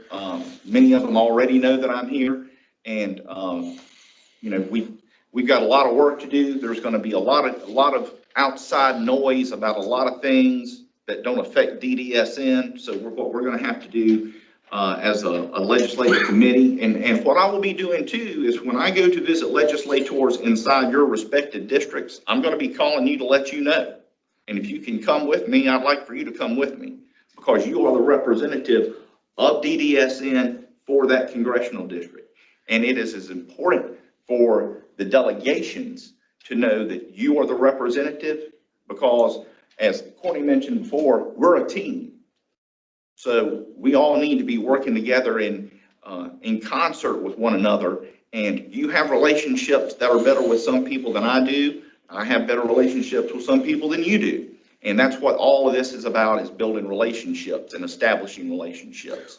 And that's something I want to do and make sure we do a better job of going forward, making sure that legislators understand how this process works. Because I will tell you that something that I have found since I have been here is there's a lot of people who do not understand how the structure of the funding of money and how DDSN works. And a lot of what I see my role as being in the coming months is doing a lot of educating, a lot of letting people understand, in the legislature in particular, how things operate. Because something that is important that they understand, and it's not, you don't do it just in January, because there are hundreds of me fighting for their time in January. Now's the time to be reaching out so that we have time to answer questions and provide information and give them the resources that they need to make better decisions. And that way we can all work together as a team when we do it. Chairman, one quick little observation. I'm sure you know this. You can get to a lot of legislators before session by going to some of the delegation meetings. Correct. They all show up for the delegation meetings, and they all have a place where you can come do a presentation. So if you find that you cannot get to a significant number, go to 5 or 6 of those delegation meetings. That would cover the major metro areas. That covers basically half the legislature in 6 meetings. Well, just an observation. Well, no, fortunately, while I was the director of boards and commissions for the governor, I got to know a lot of the heads of the delegation, actually the people that make the job, make the wheels turn, which are not the legislators, but the legislative delegation administrative assistants and the secretaries. They're the ones, as you know, who keep all of the legislature straight for the most part. So it'll be very easy for us to reach out and do those things. And if I may say one more thing, Commissioner Malthus had mentioned about with the communications committee. Well, I'm also your public information officer. And one of the things that we had discussed is, as he mentioned, going to different regional facilities and having meetings. And this will be important because this will expose every commissioner to a facility that they may not get an opportunity to go look at. But also it provides us an opportunity to reach out into the community to ask the local DDSN board members to come, to ask our legislative delegation members to come, ask local elected officials to come, and use this as an education process so that we can partner all together and we can all work together. Because something that is noticeable too in some of these that I find in the hierarchy of how DDSNs work is that there's a lot of siloing, and there needs to be a little bit better communication. And whatever we can do to help facilitate that communication, I think will be a very good positive thing for us as a commission and as a department as a whole. Anything else? I just want to add that Attorney Windsor is an asset to DDSN. I've worked with him through the years, and we kind of know each other, so it's going to be a good ride. Well, for the record, I'm not an attorney. He says that often. I don't want anybody to confuse me with being an attorney. I'm working politics, and that's kind of lower down enough on the rung as it is. To take me to being an attorney would be even worse. So. Thanks, Tommy. David and I really appreciate that. Reconsider our hiring of. I would tell people at the Attorney General's office that all the time. So.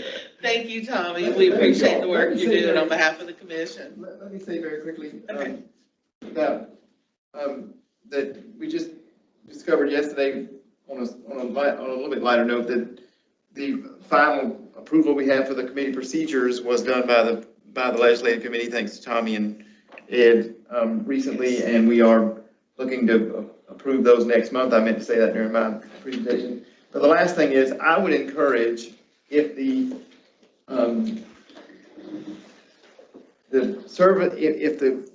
service provider association that have their own lobbyist, which they've had for about a year and a half, I would encourage them to reach out to Tommy and to get our positions from him. I think that'd be very important for them to do that. Well, Commissioner Malthus, if I may, I came back up here to address that. I'll be reaching out to them because I think it's important that we all understand, we all have the same goal, We all have the same mission. We all have the same group of people that we want to help. And the more we can sing off the same page of music, and the more that we can communicate a common message to the General Assembly about what we want to get done, the more effective our lobbying efforts will be, and the more effective our education efforts will be, and the greater success we'll have in passing legislation that we need to get passed to further benefit our consumers. And let me also say this, sometimes you don't need to pass a law. Right. Sometimes we don't need to do that. Sometimes passing laws can be counterproductive. You know, sometimes you need to get rid of laws. Sometimes you need to get rid of regulation.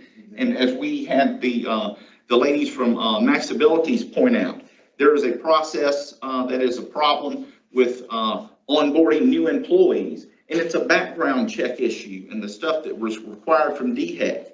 Well, we need to reach out to DHEC and talk to DHEC about that. And that way, not just the DDSN legislative person is working to help that streamline that process, the DHEC legislative person is working to help streamline that process. So we can collaborate on a lot of things and get a lot of things done. It's really not that hard. People make it seem hard, but it's really not that hard as long as you work and you collaborate and you communicate your message effectively to the people that you need to communicate it to. Thank you, Tom. All right, Mr. Rob McBurney is going to give us an update on COVID-19.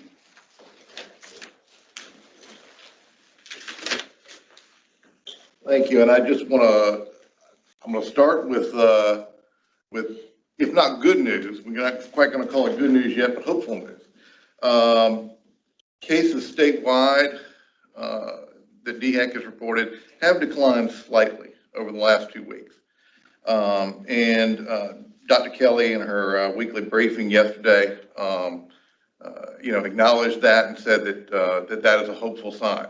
DHEC is not willing to quite call it a good news or a good sign quite yet until we get past the end of this week and into next week, whether we see a spike in numbers related to Labor Day weekend and the gatherings that people would do there, and possible spread, because now is the time where we're going to see those cases. If there was spread at those events, we're going to see them now in the next few days and into early next week.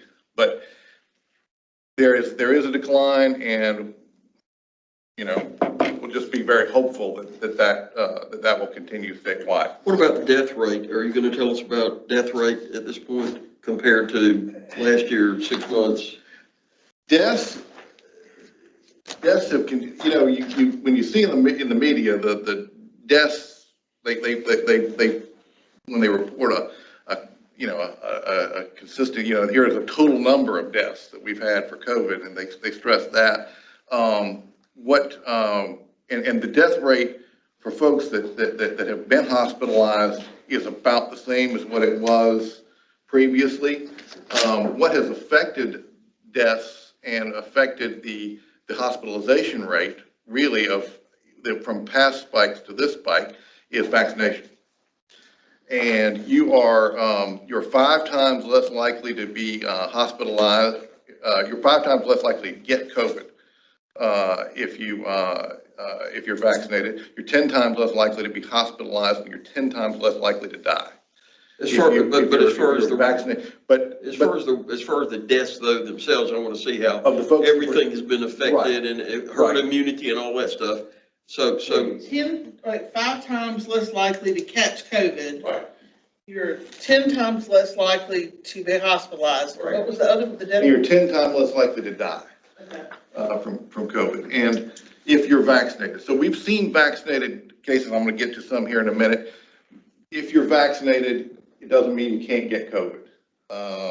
You can get COVID, but statistically it is a much milder case, and it's something that is not going to put you in the hospital. Statistically, those are staggering statistics. I mean, those are staggering numbers for the value of this vaccine.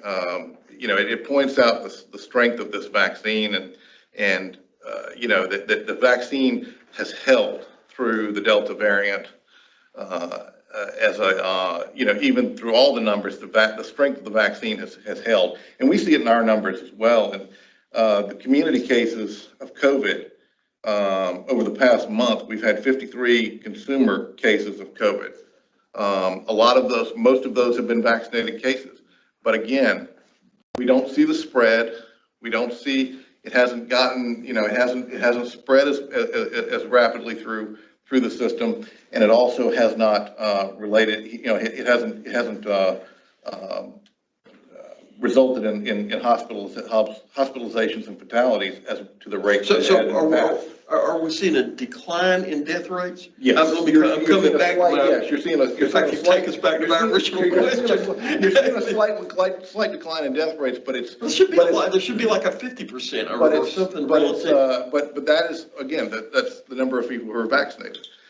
We only have 50% of the state vaccinated right now. So, but in communities of like ours that have high vaccination rates, you do see a decline in deaths. We have not had as many COVID deaths. We have not had as many COVID fatalities. So the total during this spike as we've had in previous. Okay, so our total number per month over a period of 6 months, do you have anything on that? I mean, you may not have those numbers. I keep asking you're talking about over the last month? Yeah, if you compare month to month. Yeah. The total number of deaths has gone down. Well, now it's hard to compare month to month because if you take June and July, we didn't, we had a spike in August. So as the Delta variant became more prevalent, we're in the course of a spike. So you really have to compare spikes. You have to compare where we are now and where we were in January, for instance, which was the last big spike that we had for COVID. So you're seeing less deaths now than you were in January. In South Carolina, true or false, there are approximately 500 deaths this last month from COVID.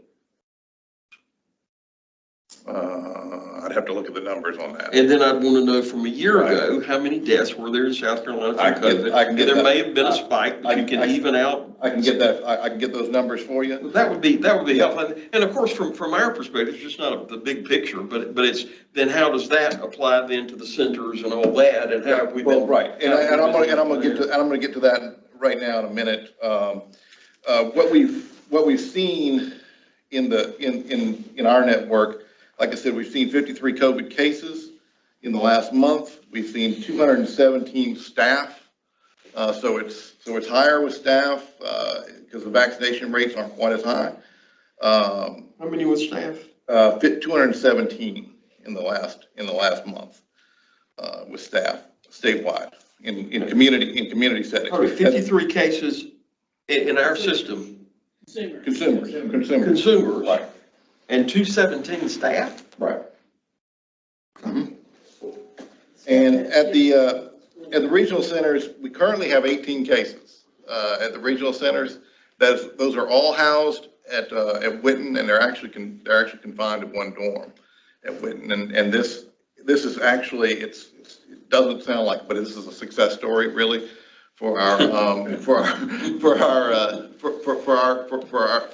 folks at Whitten who've done a fantastic job of isolating and quarantining, because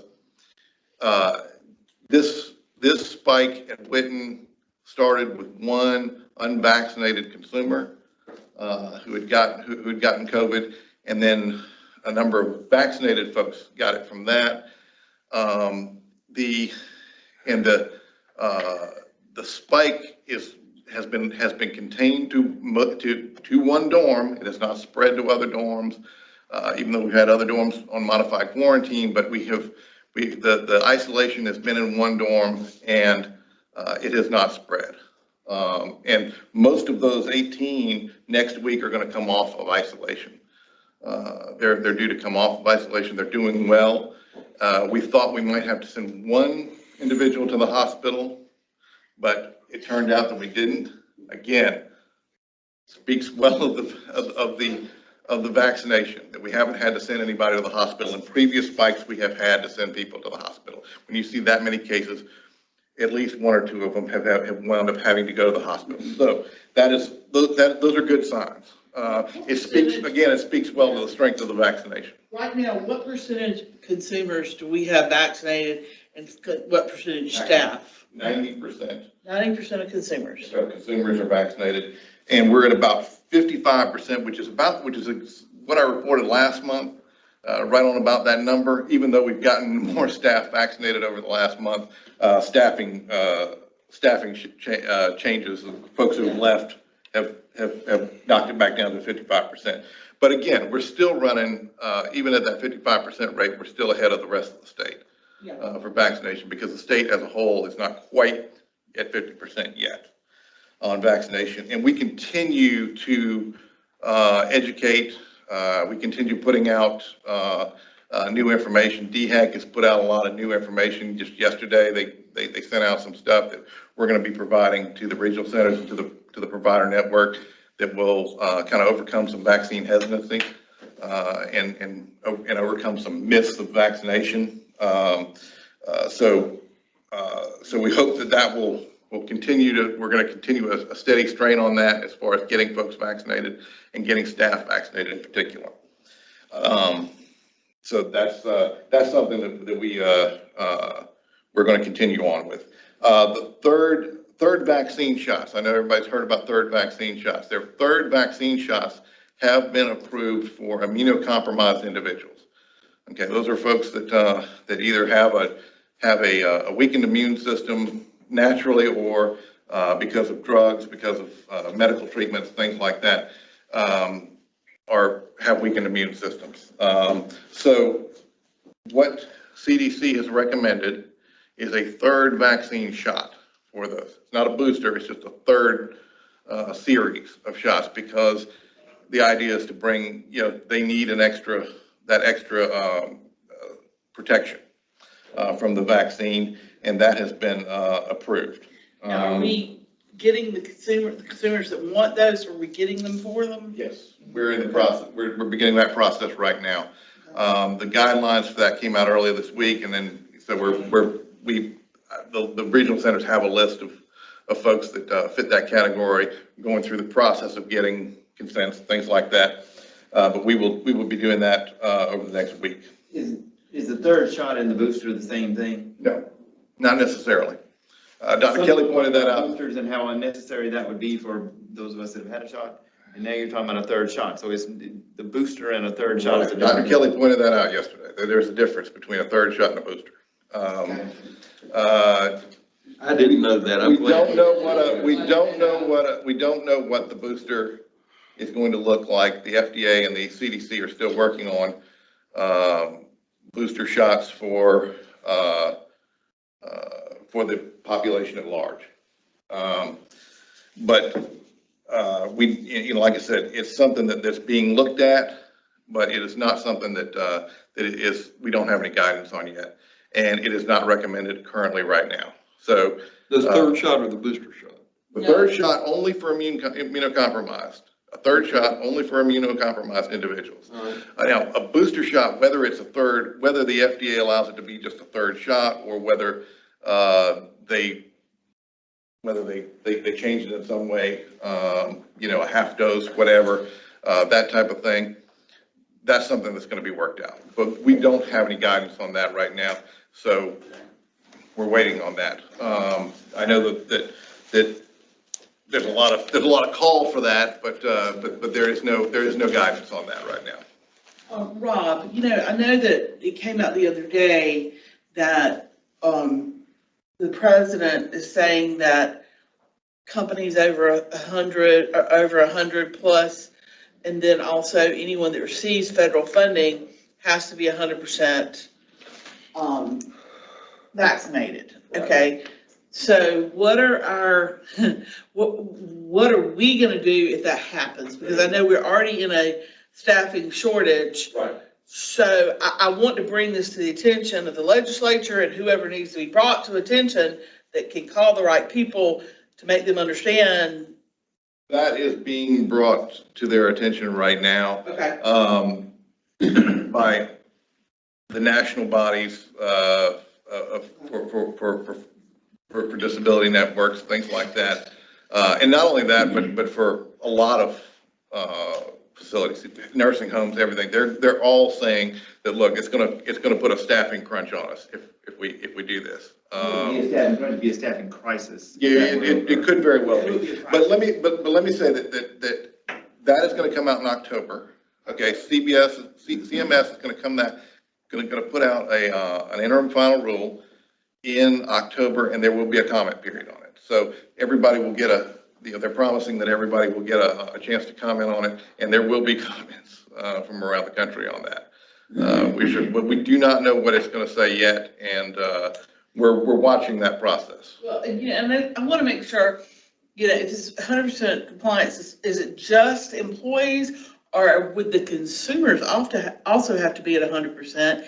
And if they have to be at 100%, what are we going to do because some of these folks don't have families, as you and I discovered when we were in the regional centers.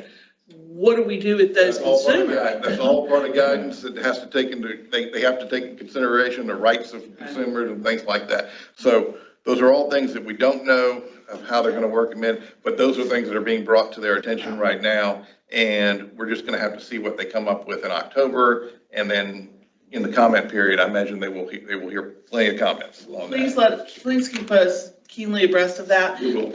And if something comes of that in the meantime, between now and our next meeting, I would like, if possible, you do an update weekly, don't you, for the staff? Yes. Just go ahead and put the commission on that so that we have an update weekly, since we're in the middle of a crisis with COVID. Yeah. Let's go ahead and do that with the staff.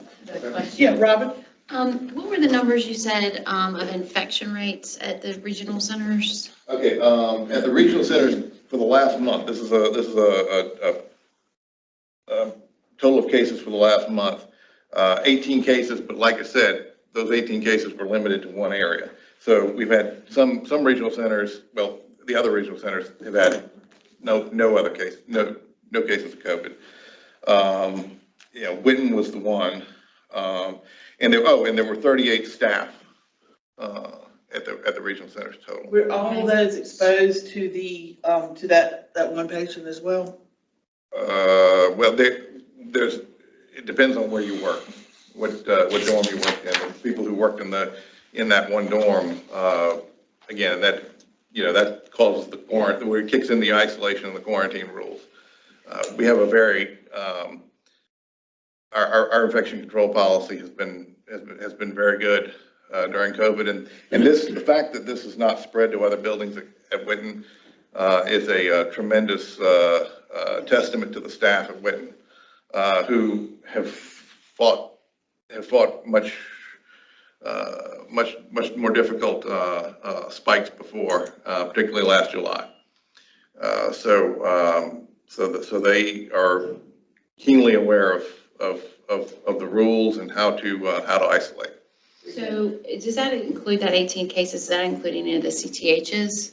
Yeah, the CTH homes, that would be included in that 53 that I said earlier. Okay, what was I'm sorry, so the numbers were original? 53 cases around the state. Okay, gotcha. CTHs, okay. Yeah. Quick question. Yes, sir. What's the vaccination percentage at the Witten employees? For employees, it's right at 50%. Right at, it's just north of 50%. We have some centers that are much higher. So what's the objective in getting that number up? We are getting that number up as we go along. We're holding vaccine clinics at the centers every month, every 2 weeks. We're doing actually 3 weeks, because you do one series and then another series, so they have them staggered so they can do one shot and then two. The rate, let's just say a month ago and today, is it going up on vaccination? Yeah, slowly. But like I said, we've come back a little bit because of staff loss too. So it's and we have to have a whole new education process with the folks that come in, and you do when you're onboarded, you get opportunity and education right off the bat for vaccination. So are the staff that are caring for the the COVID infected consumers, do they get increased pay at all when they, what are the levels? If It's been a while since we if talked you are about all working of if you're working in a unit that is affected by COVID, which would be the one at Witten, it is a $500 bonus that you get for that time period. That you would be working in a COVID, we call that the hero pay. If you're caring for Confirmed cases. And that's what So we it call would be hero folks pay. working in that isolation unit at Witten. Okay, and then if a staff member gets COVID, are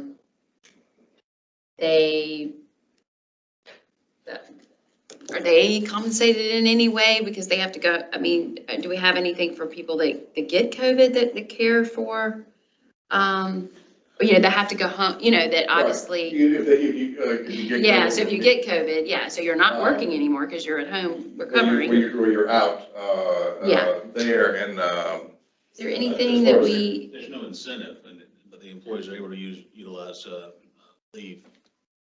they utilize leave? Okay. And so that, it's regular sick leave. And to address the vaccine hesitancy question, routinely and throughout the month, staff provide education, regarding the efficacy of vaccinations relative to COVID vaccine. And there have been a myriad of different resources that have been employed to educate staff, as well as individuals that we support. And back in June, there was an interim final rule that applied to intermediate care facilities requiring ICFs or intermediate care facilities to provide education not only to our employees, but also to the folks that we serve regarding efficacy of vaccination. And the other mandate, if we offer the vaccination, that we had to offer it to staff and individuals in our care. And we had been doing that on an ongoing basis before that and since then as well. In fact, like I said, today we'll put out our 50th situation report to providers, and that will we're going to include the latest DHEC website that they've set up that addresses vaccine hesitancy and testing hesitancy. Rufus, and I'm gonna ask you because I think you would be, one of the two of you can answer. If this thing does happen where we have to have 100% vaccination to continue to get federal funding and to continue operating, basically, staff-wise, are we gonna face a situation where these people go get their what is your opinion? Do you think they're gonna go get the vaccine? Or do you think this is just a situation where they just are not and they're gonna quit their jobs over this? What is the, I mean, I just need to know, we need to kind of have a prepared, we need to know kind of whether they're gonna stay with us and go get the shot or whether they're gonna leave if it does happen. And like Rob said, there's going to be an interim final rule that there'll be a comment period, and we'll be sure to comprise comments and share it with the commission. The speculation is staff will attrit, the ones who are refusing the vaccine for various reasons, personal, religious, which they have that right. Those folks may seek employment elsewhere. Hopefully, given the advocacy groups and the information already surfacing from other states, a lot of governors are putting together compelling cases, opposing this. It may be modifications to it. So it's early in the process, but again, right now we've already provided education to our staff, to let them know that this is something that's being proposed. And what's incumbent upon us to do is to continue to provide education and access to vaccination so that we can get as many of those in our care as well as our workforce vaccinated. Please remind them that we are offering them a bonus to go get their shot. What is our bonus meal? It's $100 a shot? $100, yes. And that's been effective. I think the reason that we're as high as we are with staff participating is because of the bonus. So let me ask you a question. We're a long way, I need to say this, we are a long way from that, from what Biden is trying to do with vaccination, from being considered whether it's constitutional or not.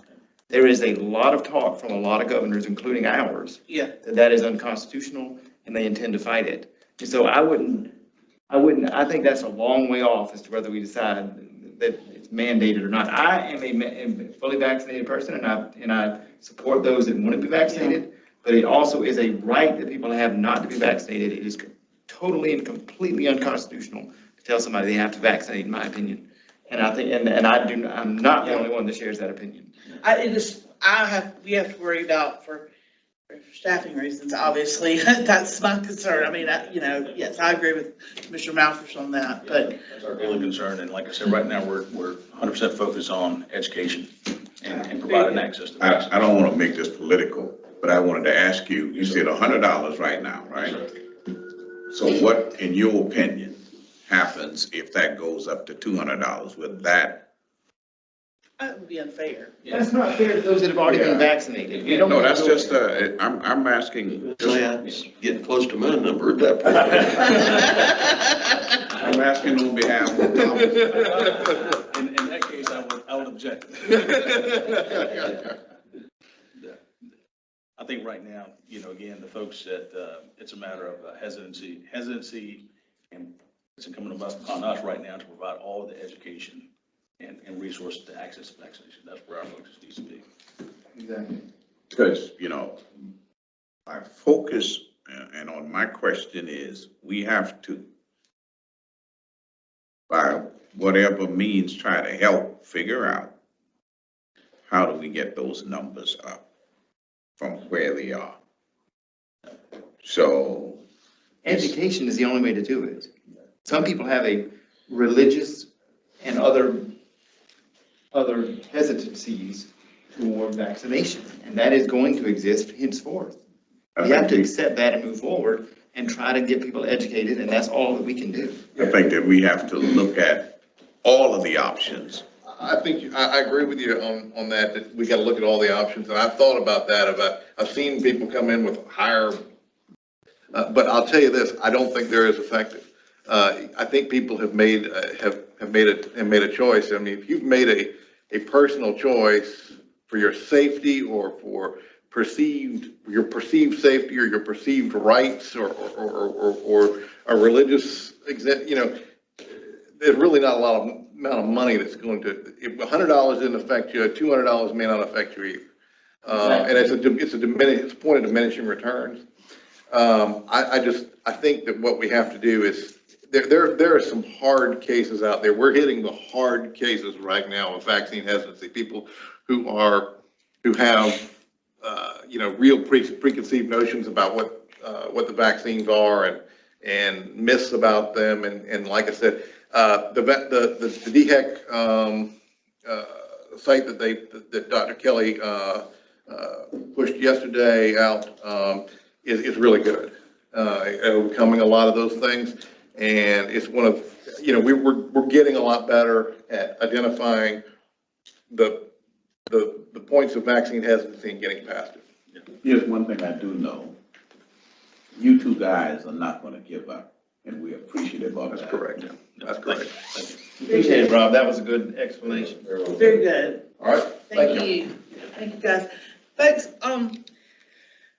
Commissioners, would you like to have a small break before we enter the finance portion of this? Yeah, Mr. Britt is buying lunch. Technically, it's I would ask for the next 5 or 6 minutes to go to the restrooms and that sort of thing. Our lunch is here as well, I think. So. Mr. Britt is buying lunch. All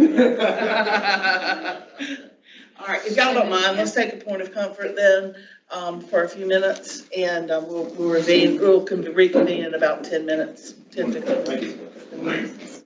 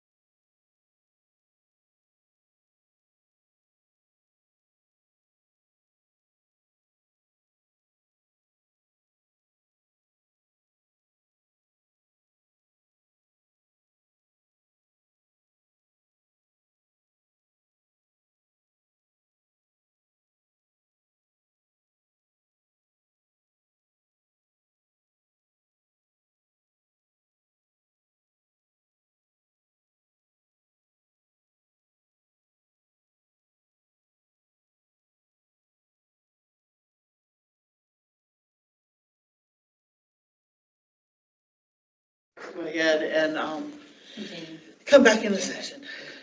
Tell me when. You're good to go. Okay, good. We are back in session and appreciate y'all giving us that point of comfort.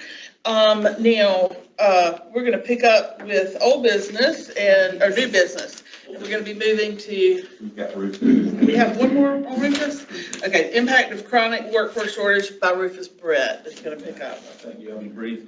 I think the members of the Human Service Provider Association, as well as the coalition, did a great job in articulating the impact of the national labor crisis, which we've talked about. I will, I'd like to report that we've employed more than just workforce initiatives involving additional compensation and bonus pay. We've consolidated positions, we looked at right sizing, we've done a number of things in addition to increasing compensation or employing bonuses. So I think that will, meets the commission's intent and desire to look at all options and not just focus on monetary incentives. So that's important. One of the things that, since Michelle and Beth did such a great job in articulating the pain points, the labor crisis, I'll talk about it a little bit. I'll amend my presentation to talk about some of the ancillary fallout that you may not hear about, or you hear about it, but you may not liken it to or apply to the workforce shortage.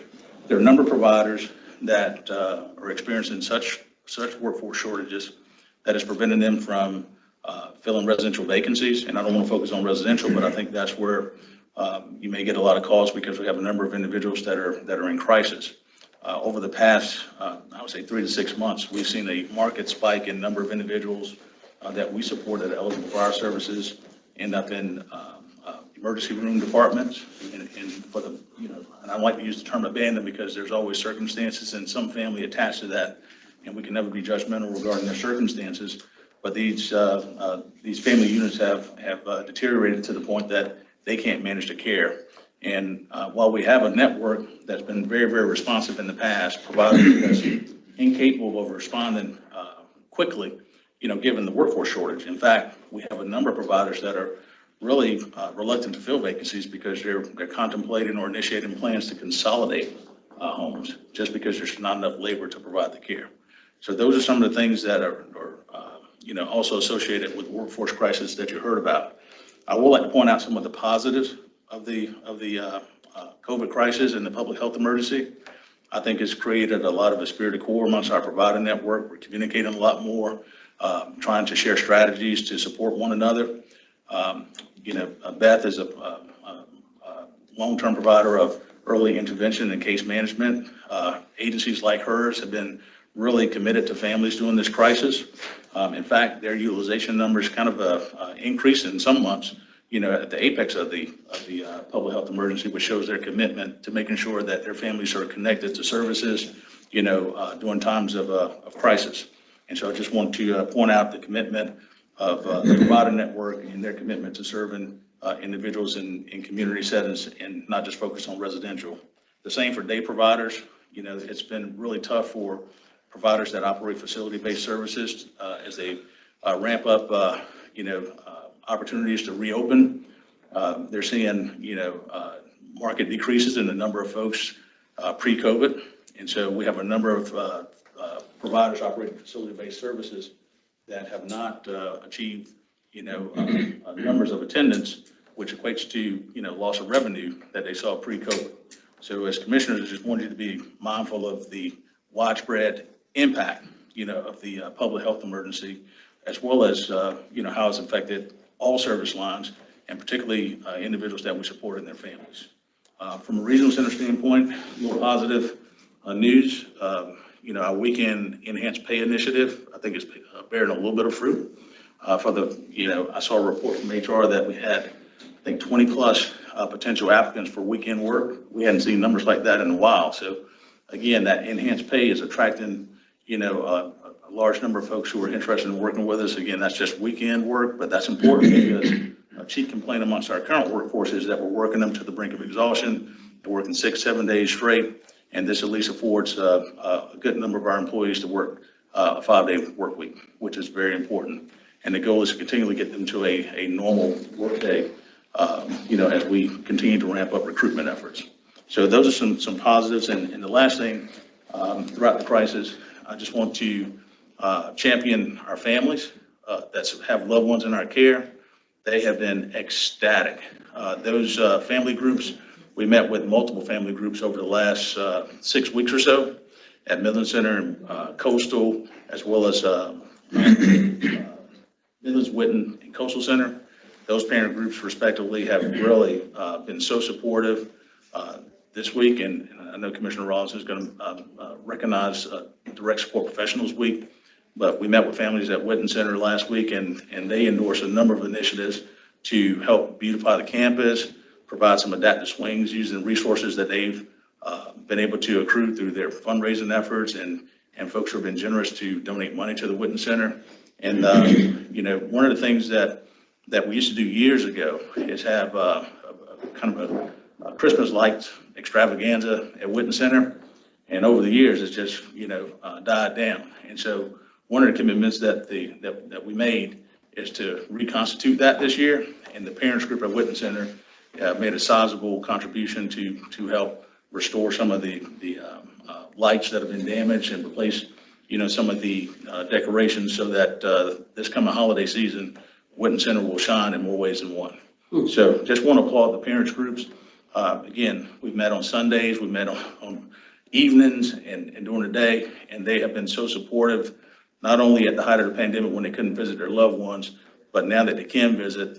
And despite, a lot of only negative things get reported, but there are a lot of positive things that happen day in and day out in our system. So just wanted to pass that report along. In terms of addressing the crisis that was mentioned by the human service providers and the coalition, in tab 9, there is a report that Pat compiled that I'll kind of yield the floor to him to talk about some of the options that we can consider employing to address some of the things that came up earlier in the board, in the commission meeting.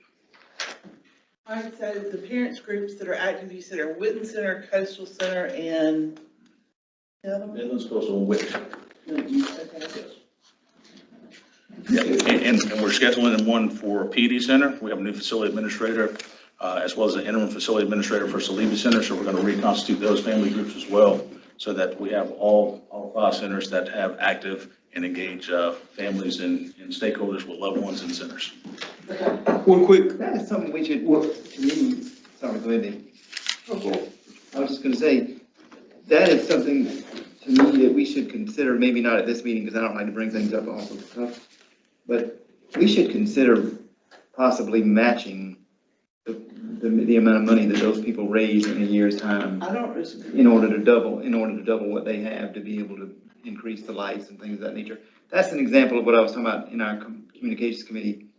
Whenever we met last, that we need to get money directly to the consumers as opposed to through the providers always. And that would be a great way to do that, I would think. Let's bring that up with our ICF group and put that through that committee and put as a possibility of something we could really do to help build those parent family groups, because those are key to really giving us some feedback as to what needs to be done in those centers, I think. Right.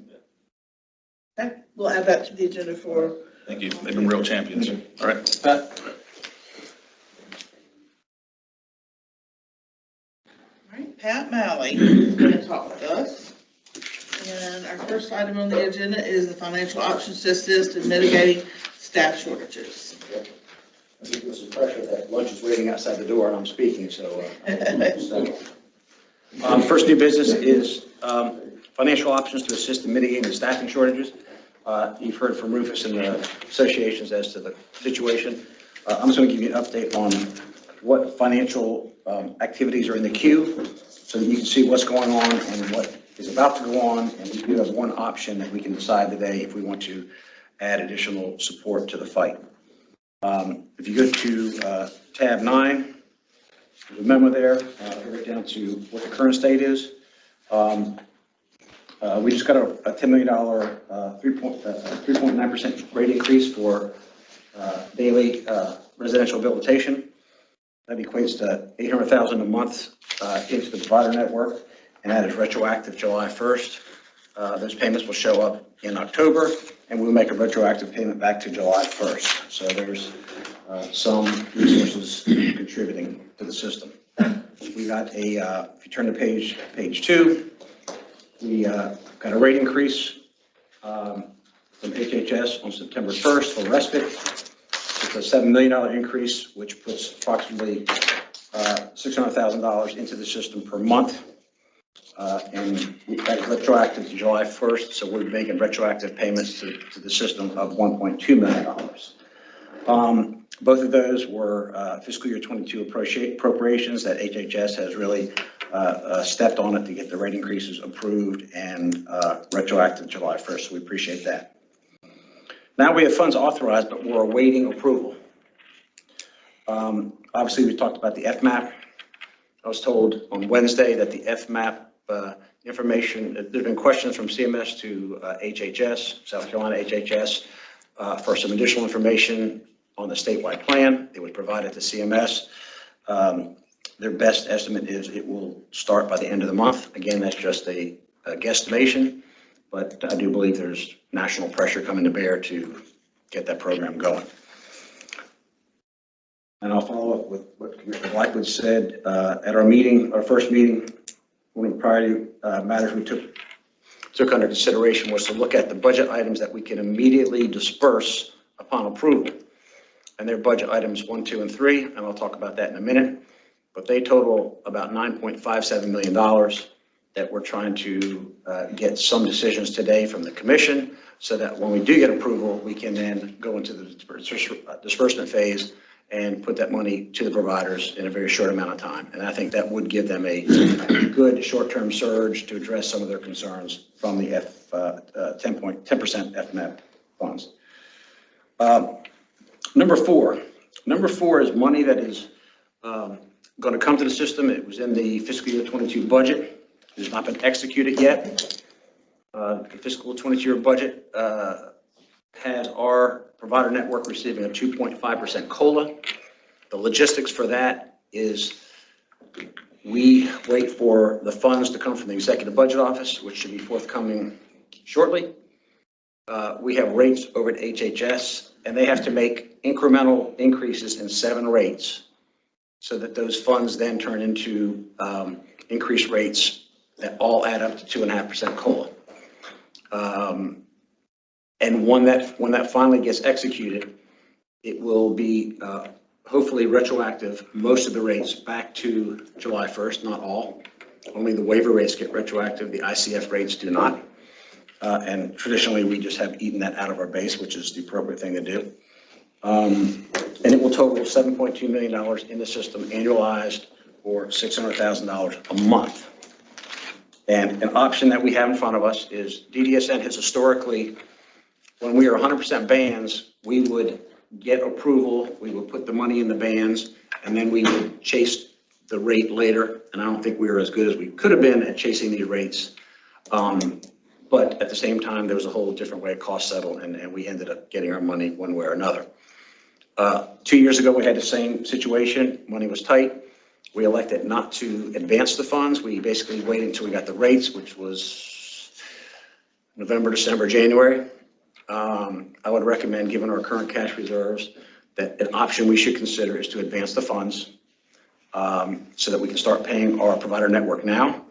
And as the rates get approved, then whatever retroactive payments come in will settle up at that time. So that's an option under consideration that I'm going to make at the end of my presentation.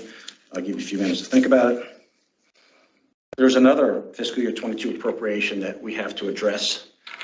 It's a very it's a complex one, given the hybrid model that we're operating in with half fee for service and half capitated model still.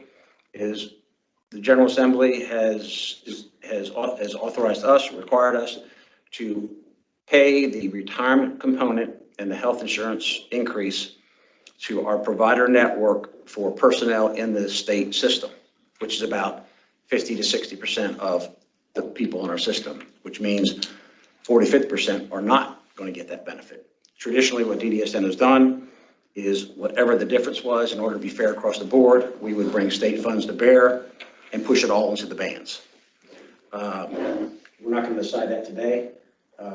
After smoking over all the options, I have to wait to see the money that we get from the Executive Budget Office, wait for the IDRD rates to settle. And at that point, I'll come back to the commission with a recommendation onto how we're going to do it. There's a couple of options. I don't want to get into all the details, but we have a requirement to pay it. We're going to pay it.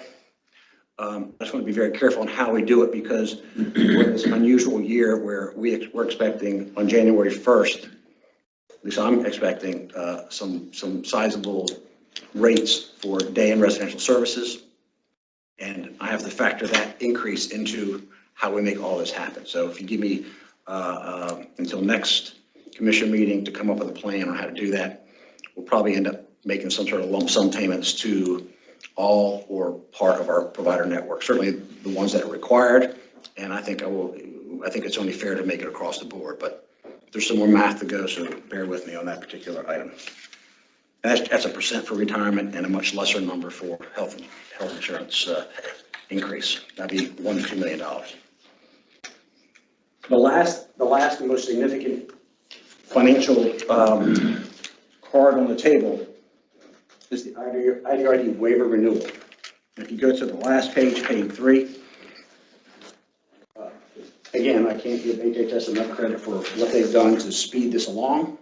They have put a draft waiver proposal out for comment. It includes tiered rates. It's 250 pages of data to digest, but to help you digest it, even though we don't have the rates, there's a component of the draft that's an analysis of the average cost in our system. And you'll see the chart on the top of page 3, and that comes basically from our fiscal year 19 cost report, which they've analyzed. And their conclusion is this is the average cost of service. And all I did was compare the average cost of service in the report compared to what we are currently getting paid now. I think it's a fair assumption that whatever rate they do set forth for service rates is not going to go under the average cost to produce a service. So if you look at the average cost to produce a service and compare to what we're being paid now, you're looking at 17, 18% rate increases at a minimum, in my opinion. So when you look at that, that aggregates when you put it against our utilization, $58 million. And that's just an estimate on my part. HHS are the rate setters. They've not set the rate, but that's the expectation within the system that there are going to be rate increases. And this doesn't even factor in any market rate conditions that they get from their consultant million. And I say all that by meaning that, and I'll go off what the human service providers and coalition said this morning is, yes, we need a surge of resources to help us with the current staffing crisis, but what we really need is sustainable rates for the long term. We are going to get rate increases in the IDRD waiver. It's just a matter of scale. And when they were collecting all the data for this, it was generally in the July, August timeframe when this was a staffing crisis, and certainly they got a lot of provider input. The staffing shortage was known, asking for $15 rate increase. I mean, the big component of a rate is the base pay of a direct care worker. So HHS is gyrating on the information now, and they will have to come out with rates, but I think that is a sustainable rates that we can look forward to on January 1st. It's just a matter of scale and when they finalize those numbers. So that is really, really good news. But at the same time, we're going to have to pay for that rate, which I'll bring up in my legislative session. But for this component where these are the financial activities are taking place now, some are already happening, some are on the edge of the pool ready to jump in. The only one that we have any lever to throw now is, do we want to advance the 2.5%, which we can do a number of ways, prior to getting the individual rate increases from HHS, and then getting that at a future date and making a lump sum payment backwards. So essentially, we'd be using our reserves to cash flow the advance for 1, 2, or 3 months. And so if all things work out, and I think it's very, very low risk, if not zero risk, of us being in a worse financial situation, I would like to make a motion to advance that 2.5% as soon as feasible, and we would just combine it with the rates we're adjusting now for the residential settings and pay it in August. That's my presentation on that component. We have the recommendation from Pat. Do I hear anything from the commission? So do I need to make a specific motion? Yes. Yes, So you I'd like can't make one, you have to. make a motion for DDSN to immediately start the efforts to advance 2.5 cost of living adjustment to our healthcare network based on the fiscal year legislative mandate and in anticipation of Medicaid rate increases. I'll second that motion. We have a motion, a second, any discussion at this point? Pat, need to be asking questions. Hearing none, last call. I'm going to call for the question. All in favor, signify by saying aye. Aye. All opposed? Hearing none, ayes carried. That motion is approved. We will advance. Thank you. We'll take care of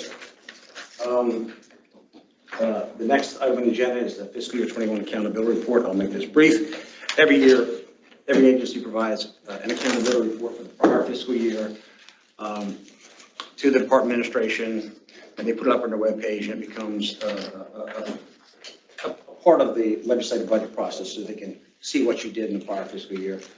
In this particular year, the department administration has taken a step forward in automating the process. And so what we're required to do is update last year's information, which I did and sent it out last night. They get that data, they will combine it with the prior year's report, and they will send us a report back in 5 to 10 days. And then from there, we'll perfect the report and provide it to the state director and the chairman, who have to review it and sign it, and you certainly will all have a copy with it. But that's just in process, and I can go over some of the components of it, but I'd rather just wait till it's final, and you can see the final copy. I'll be glad to send you the narrative that's in it, which is, there's an 8-page narrative, which is the body of the thrust of the report, summarize what we did from a strategic perspective, and I'll send that out just to give you an early version of what you're going to see, but that report will be in your hands within 5 or 10 days. Okay, now, the question comes is, I've never done this before. Do we need to have another meeting to vote on this before it is sent, Gary? As a previous chairman? No. In the past, we have not. We've just had the commissioner sign it, the state director. And certainly we vet it with everybody. And if, when you get it, you can do what you need to do with it. Okay. Okay. We have it in the past. Okay, that's good. That's what I wanted to make sure of. Okay, well, let's say I will have this within 10 days to sign. When I get it, it'll come to you for signature. Hopefully, I mean, the narrative is the big part that I've already sent you. And the rest, there's a lot of statistics in it, but it tells a little bit of the story, but the narrative tells the big story. If there are any other questions on that, I'll move on to the main topic today, which is the fiscal year 23 legislative proposal on tab 10. Okay, what you have there is a one-page fiscal year 23 budget proposal. And let me just walk you through the elements and tell you what the hanging chad is for us to get final approval. Let me talk about priority number one. Priority number one is we have committed, and HHS and Director Kerr has committed. It is their waiver of which we are just, we're managing their waiver. But with our contract with them, we are required to get the legislative appropriations to fund the waiver. But trust me, we are a partner in this thing, and we are committing to, like I said earlier, $50 to $60 million potentially, if not a little even higher, of service increases. And that could be 15% bigger for next year. To fund $60 million, hypothetically, we would have to come up with a 30% match, which would be $18 million of state funds. And in a typical year, we might get $7 or $8 million of state funds. So for us to fund that $18 million, there's two factors coming to bear.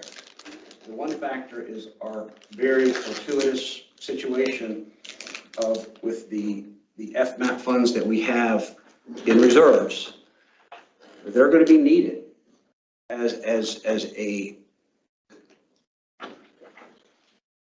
2 or 3 year escrow capability to fund ourselves while we seek recurring appropriations. So staff's proposal is that we escrow whatever that number is. It's going to vary between $13 or $18 million, somewhere in that range of state funds we need. And I think we need to be good fiscal agents is escrow 3 years of our FMAP money so that we can work our way through the legislative process and get recurring funds. So we're looking at anywhere from $39 to $50 million of whatever we have in reserves is going to have to be escrowed while we seek recurring funds. And I think it's only appropriate and fair to the General Assembly and taxpayers that we're trying to turn non-recurring money into recurring money. So our proposal is to seek a 3-year plan with the General Assembly to develop recurring funds that we need to pay for the IDRD waiver renewal. And that is a really big ask, but if you break it into 3 years, it's a healthy ask. And the fact that it's already done is a requirement. And we would not have done this on our own if HHS was not in the front seat with us supporting these permanent enhancements to services. So our first request is to go seek recurring funds. I can't do the calculation until I get the HHS rates for the IDRD waiver renewal, which need to be coming out in the next, the public vetting period is over on September 25th. So I just have an assumption those rates will be out between now and the 25th.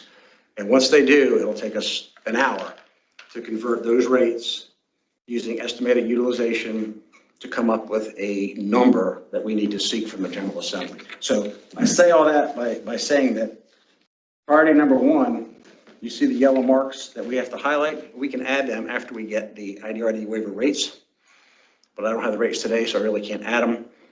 And so as I work our way through the rest of these, hopefully we can get some concurrence or understanding about how you want to move on the other 6, and that we cannot do a vote today on this because we don't have number 1 filled out.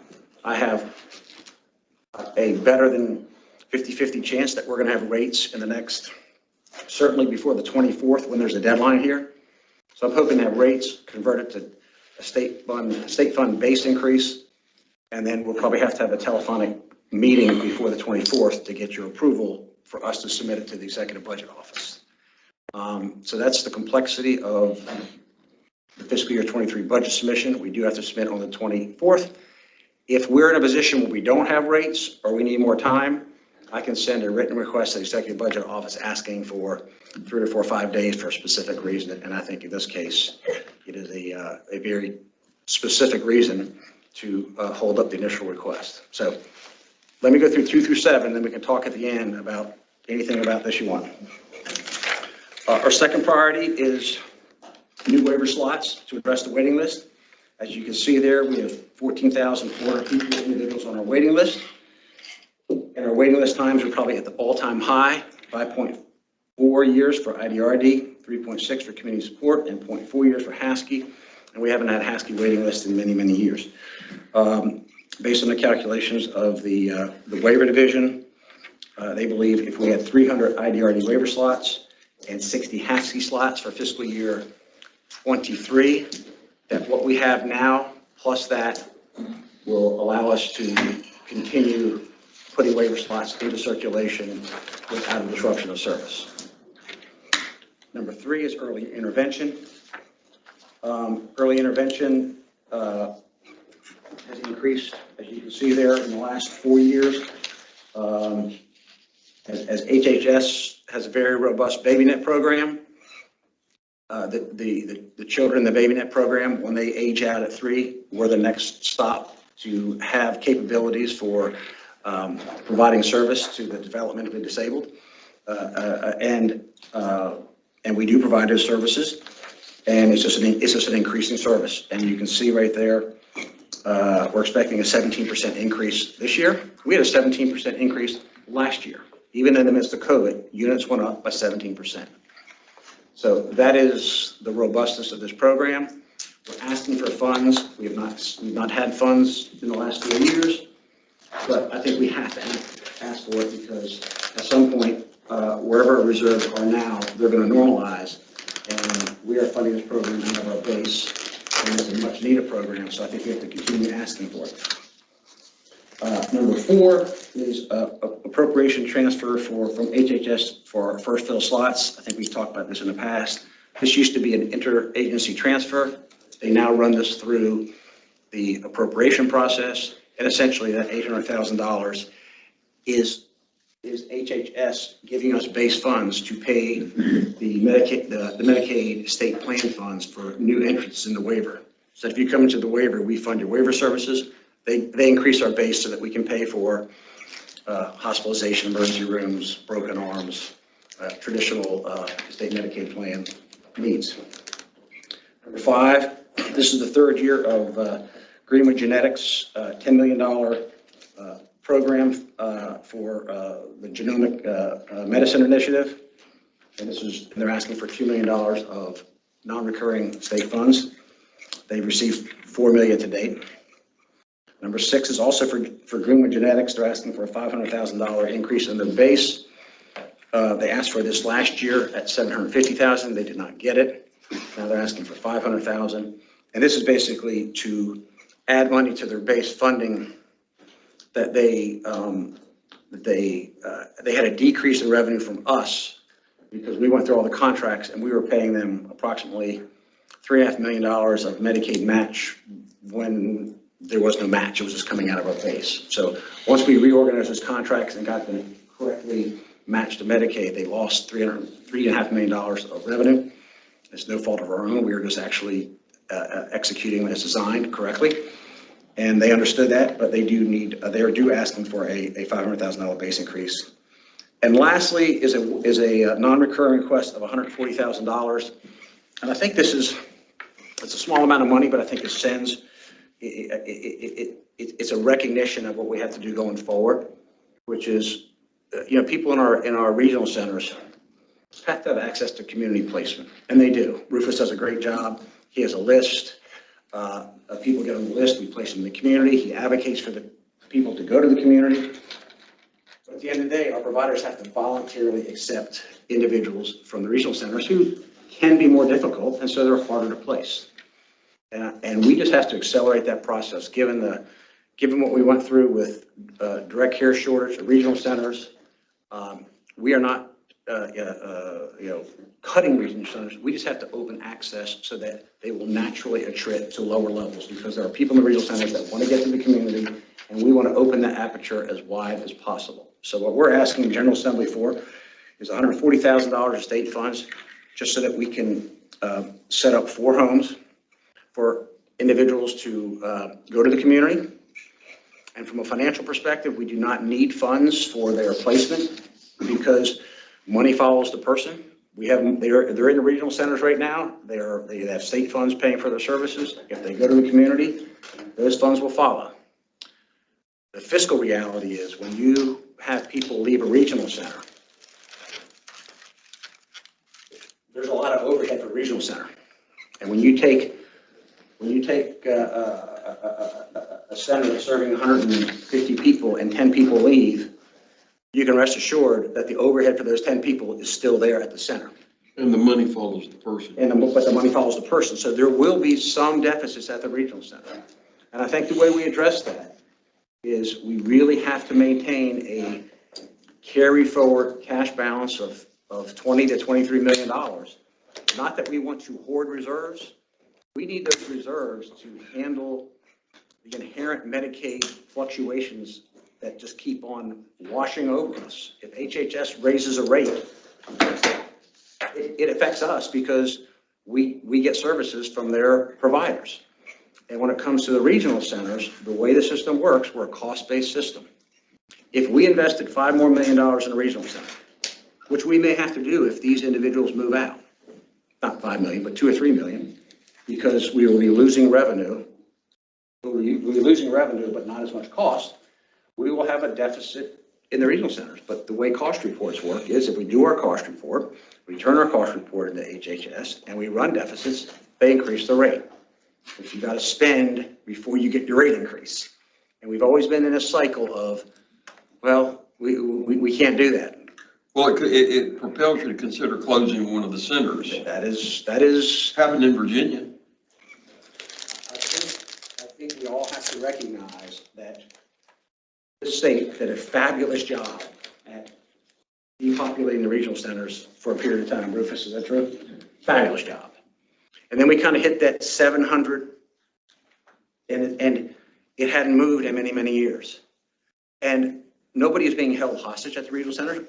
A lot of people need regional center service. There are some that have been there so long, they don't want to go to the community, but we have to create the opportunities to serve them at a higher level of energy. And it's not that they don't have access. I just think we have to create more opportunities to accelerate that access, because at the end of the day, we can, if we have sufficient reserves, open homes, people can go to homes. We may run short-term deficits in the regional centers. Cost reports will require us to get higher rates. And at some point, someone's going to say, hey, you got to close the regional center because you can't carry 5 overheads.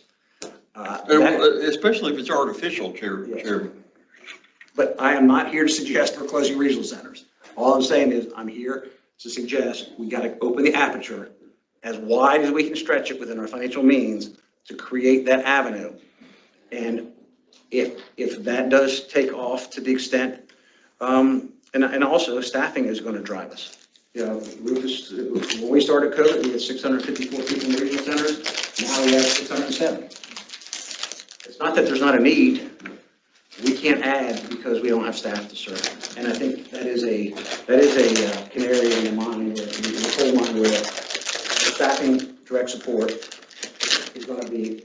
They've talked about this for many years. Between demographics and baby boomers, like most of us in this room, we're going to be consuming a lot of healthcare resources.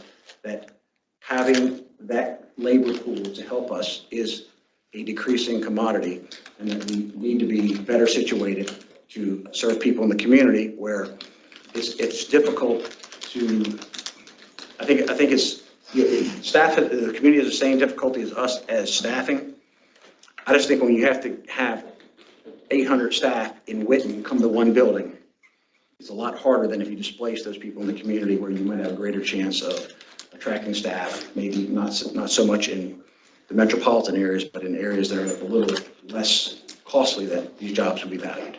So that's, even though it's $140, I think it sets a great tone and direction for this agency that we really got to sharpen our arrow and go in that direction. So there's my 7 components. 6 are there.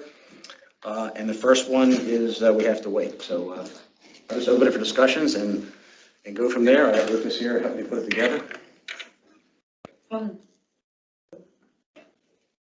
This is what's going to the legislature. Tommy looked at this and given. Tommy had a copy this morning.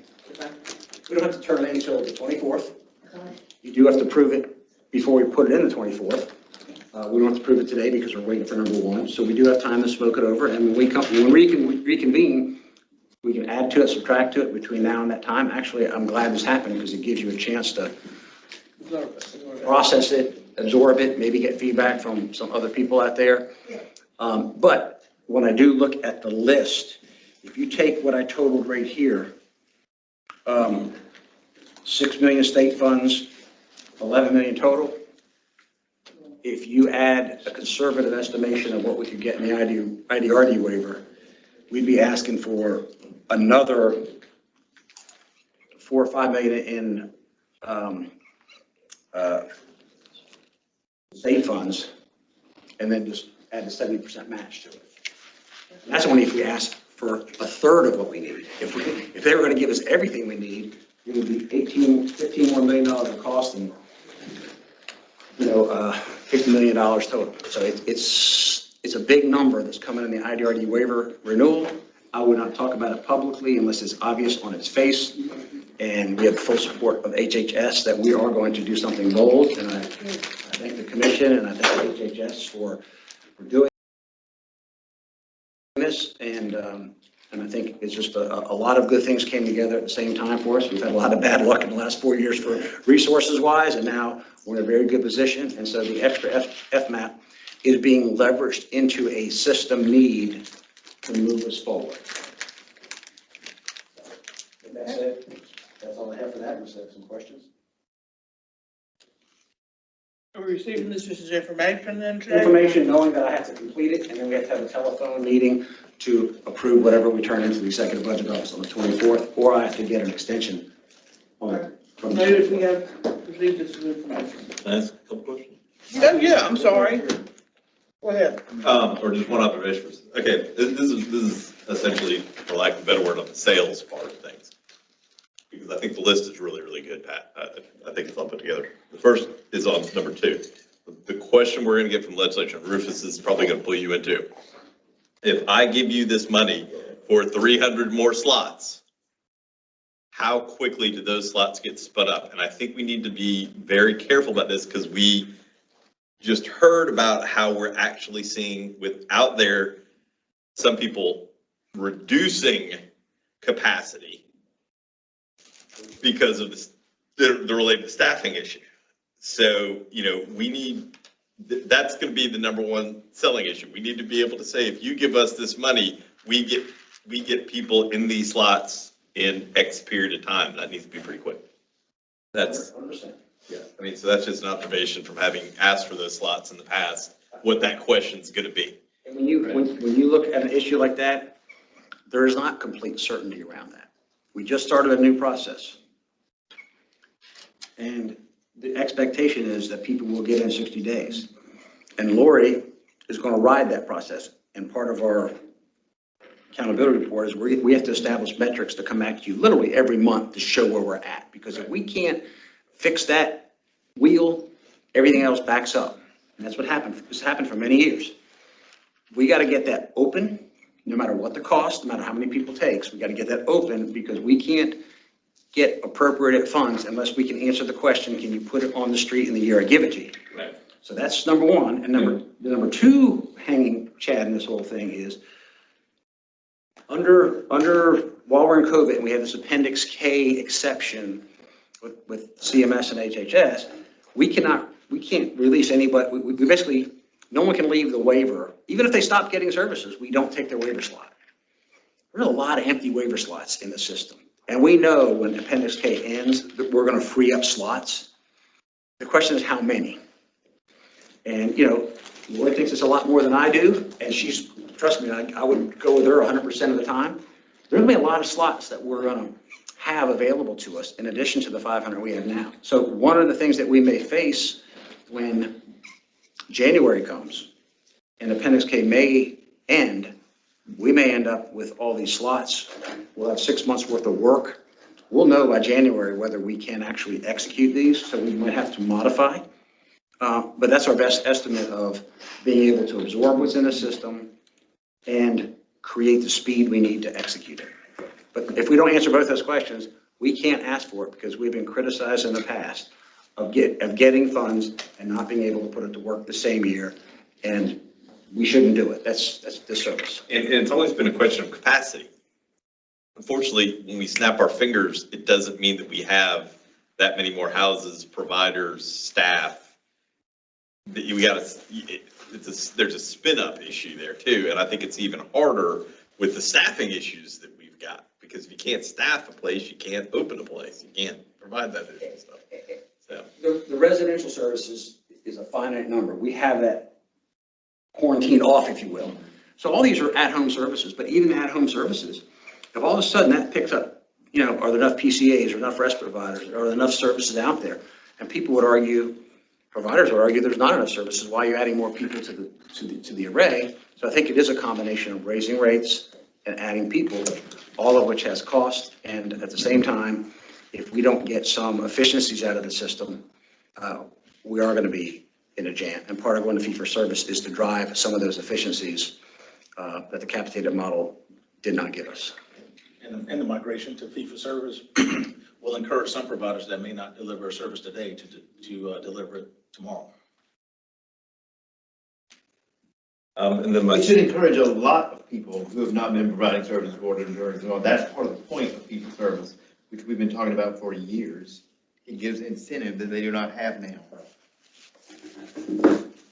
I don't want to add complexity to this conversation, but about the productivity, the one policy that would add productivity that Rufus would probably propose in this fall as we go to fee for service is that currently all our beds are assigned to different providers. So when someone leaves, they're guaranteed a replacement. If we lift that policy and create more competition, I think that could help our productivity as well as our ability for them to retain individuals in their service, knowing that they're not guaranteed somebody to fill that bed. So it would add more stress on the providers, but it would also make everybody have to pick up their game in order to, because of the competitive factor in the system. Great. I think that, I think this is really good information. I'd like for us to take the time between now and when we have our phonetic meeting. If you have questions specifically regarding this, let's call Pat and have those conversations and get good clarification before we meet. And we'll let you know, plenty of time so that you can be on the phone call when we do take a vote. All right, next item on the agenda is the legislative, no, we did this budget, 10% FMAP planning.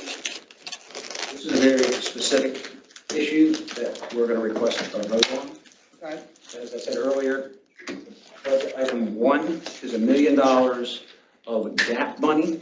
Budget item 2 is $7 million of hiring incentives and retaining bonus type money, recruitment money.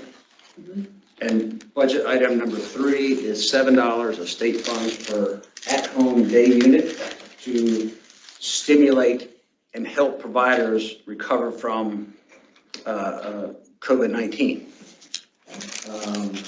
For example, in July, they were at about 14% of pre-COVID levels. Now they're at about 62% of pre-COVID levels. And getting back to 90, 100%, they're losing money all along the way. So it's helped to support them. So what I want to ask here today is budget items 1 and 2, the FMAP subcommittee felt like the best way to execute that was just some sort of fair allocation as opposed to some sort of competitive request because the needs are so great. We came up with 3 ways to allocate 1 and 2. One would be just basically on gross payments DDSN gives to each provider, which would obviously, that would denote the relative size of the agency, and they would get that relative proportion of those $8 million. The second way was to use their full-time equivalents. Full-time equivalents, everybody reports to us once a year, and that's another way, that's a fair way to allocate. If you're an agency with higher personnel costs and non-personnel costs, such as an EI provider or case manager, that's a little more favorable to you. And if you have a lot of non-personnel costs, it's a little less favorable, but not dramatically. And then the third way is the percent of a provider's personnel payroll. They provide that as well. So what we did, I think I sent it out here about a week ago, and it should be on the back here. We just did a sensitivity analysis of those 3 options. And we sent it out to the provider associations and the 2 providers on our task force. They certainly play a role in it. And all the feedback I got 4 written responses and I had a Teams meeting with another 6 EDs. All of them recommended FTE for the incentive retainage, $7 million. And when it comes to the million, it was split about 50-50. Use gross revenue payments to them or FTEs. And so my recommendation is just to use FTEs for both budgets. Mainly, there's no reason to change 2. If everybody's in agreement, then it takes all the risk out of the allocation because they're all happy with how we're allocating it. And between the 3 measures, they're all reasonable, so no one can say they're unreasonable. And if everybody thinks FTE is more reasonable than the other 2, then we should stick with it. The reason I want, for the $1 million, the reason I want to stick with FTEs as opposed to considering allocating it based on our payments to the providers I want to keep it simple to communicate to providers. And the material difference between the two for $1 million is not great. So I don't think there's any reason to have deep thought about which one to pick. I would rather just have one system so that we can communicate it cleanly and that it does ease the financial division's ability to execute with one allocation method. So my recommendation for 1 and 2 is to allocate it based on FTEs. Okay, what says the commission? I just want to make sure that this money is not going to be allocated until it is approved. Oh, no, yeah, this is allocation method. Yeah, this is just the method. Right, this is just the method. We're not allocating the money before it's approved. No advance. No advance of any kind. It's the posture us in the starting gate that when it does happen, we're in a better position to react to needs. We can make these decisions early. With FTEs, are we considering the differences between rural and urban populations as far as what they have to pay, or does that enter into this at all? The big difference between FTEs is the type of business you're in. If you're in an early intervention business or case management business where you are 98% of your costs are personnel and you have a small little office space and people are working out of their homes, FTE is going to give you a little bit more. If you're a board providing 6 different services, you have a lot more non-personnel costs. So you will proportionally get a little less on the FTE side. But it's not material. If you look at the sensitivity analysis, there's some extremes in there, but generally, big providers would do better under gross payments. Small providers would do better under FTEs. They're both reasonable allocation methods, and there was no split decision. There were large boards who I talked to were for FTEs. So I don't think there's any divisiveness in the community. And whenever you get something unanimous and there's 2 equal choices, I would just take the one that they prefer. And so I think that's why FTEs is better. Madam Chair, Yes, sir. I'm in agreement with the recommendation. Scrambling from behind is not good, because we could go to bed tonight, tomorrow morning, Pat calls us and say they're ready to move. And we are not prepared, so I would recommend that we so moved on his motion. Now, what is your motion? You can make the motion. I have a question make one. first. I can't. I have a question first. Okay. Can you speak through to the pass-through funding with the revenue option? How does that pass-through, I guess, function work? If we choose revenue by revenue, I know you recommended not by revenue, but I'm saying, how does that? It's gross payments. One provider raised the issue of, well, if it's gross payments, it's fair if you reduce it by, for example, family supports. Family supports is, if you're a provider, I give you $50,000. They spent $50,000, they make no money off it. So they would say, well, why would you include that, back that out? And that's that provider's opinion. Right. I could give you 5 other exceptions to the gross payment we give you. Some people can call it revenue gross payment. It's the amount of money we give you every year. And in that, the vast majority of that money is for billable services. But there are also money in there for family supports. There might be money in there for grants. You have a couple of boards that have local nurseries that they pay for. You have a board that gets $124,000 in payment. We pay it that way. So there are other unusual factors in there. And when you start taking an allocation method, which is fair and reasonable and unbiased, and you start going in there and well, let me take out family supports. Let me take out the nurseries. Let me take out that rent. Pretty soon, you're creating a perception of, okay, now we're adjusting something that's simple and allocatable to, we're creating doubt as to the underlying reason why we do it. So when that person raised that issue, that person is allowed to have that. I discount that, because I believe gross payments to all the boards is a fair and equitable way that we're not trying to manipulate the data one way or another. In fiscal year 21, we paid you $400,000, we paid you $250,000. When we're allocating, we're based on that as an allocation method. If we start tweaking those numbers, you're going to start creating a perception of, well, what do you do that for? Well, I disagree with that. You follow me? So the answer is gross payments is the only way to go. Backing anything out creates, in my mind, arbitrariness. It creates doubt. It creates, why do they do it? Why didn't they do this? If I have a number that I pull off, I mean, I believe that a harder number is a good thing. So the answer to your question is the person who raised that issue, I disagree with 100%. They become like the federal tax laws. What's that? They become like the federal tax laws. They don't make any sense to lots of people. Yeah, I'm just trying to be fair across the board. It's something that we can't control and manipulate. What's the motion? My motion is to establish options / decisions required to push the DDSN to execute the 10% budget items that can be quickly dispersed after CMS approval of the 10% FMAP budget. And that's item number 1, which is the 1 million gap fund. Item 2, 7 million hiring / retaining incentive fund. Item number 3, 7/unit add-on for at-home service, day services retroactive to April 21st. That's 1.57 million.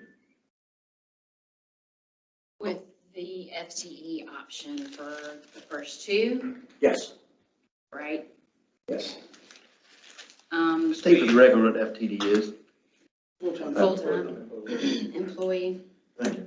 Now, will Because we you have make to an choose. amendment to your motion to what she's asking for? Yeah, we have to determine if we're gonna allow the agency to use the FTE method or the revenue, by revenue method. And Pat's suggestion was by the FTE number. Just based on provider feedback. Providers want FTEs. Right. So we just 7 need to million, and they're add, split on the first one. I want simplicity across the board, so use FTE for both buckets. okay, So what's the wording you want to add on? so I would just add on, I have a recommendation at the bottom of the memo if you just okay, want to let's read it. see, where do you have Full-time that? employment method, is that what you're saying? Okay, so the recommendation, Use percentage of full-time equivalents. okay. What you end up having is 2 part-time people equal 1 person. They add those increments together. Okay, full-time equivalent. Can y'all repeat the motion, please? Well, he's just reading I have I'm one. just things, Yes. so we can just Okay. enter that into there and say that it is by full-time equivalents, we're gonna allocate this based upon Yeah. the recommendation of staff. For items 1 and 2 that Ed listed out. Right. Yes. I'm And sorry. then for the second one, which is just pay the unit. Yeah, $7. I haven't got to number 2 yet, though. That'll take a second. All right, well, do we want Okay, so to, we're voting on number 1, correct? we're voting on 1 and 2, 1 and 2. that he's saying that, he suggests that we use the FTE. How about before we vote, let me just do number 2 quick. Okay. We met as a group. The third budget item says that we're going to pay $7 state funds per unit for at-home day utilization. The 10% FMAP lets us pay retroactive to January 1st. So we had discussions. When do we want to start it? Do we want to start it October 1st? Do we want to start it July 1st or April 1st? And the discussion, and Commissioner Blackwood can help me, is this budget ends on 12/31, this particular requirement, because we have every expectation that we're going to get rate increases from the IDRD waiver on January 1st. So this budget is budgeted for until 12/31. The question is, when do we want to start it? And we thought about, hey, July 1st, we could go back a couple of months. Or if we went back to April 1st, it adds more money in the provider's pocket, but yet it rewards them for anybody who's jumped into the fight and has climbed the scale. We're basically rewarding them for getting in early. And from this point forward, we're trying to incentivize them to keep going. So the group selected April 1st. We can pick July 1st, but we can pick tomorrow. All I'm saying is the group recommended April 1st. I did the calculation. It turns into about $1.57 million from April 1st through, I think, the end of August, right, Rufus? Yeah, end of August. No, end of July, because we have utilization through the end of July. So that's 4 months of retro payment that we can immediately disperse if we're so inclined. We keep saying immediately dispersed, but it's immediately dispersed once it's approved. That's assumed. I assume it's approved. I mean, we're getting ready for the requirements to launch, waiting approval, so that when we approve, we don't have to wait another 2 weeks of meetings to come up with these decisions that we're trying to decide today. I know, but I'm not disagreeing, but I just think that you need to make it more clear that we're saying we're gonna, once HHS approves it, we're gonna do that, so that people don't think immediately they're gonna get $1 million tomorrow. Because we've done things where we start $1 million tomorrow and we're not. We're starting it when HHS approves this FMAP situation.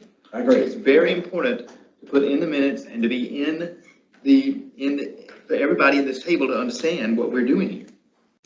I think a lot of people think we already have the FMAP.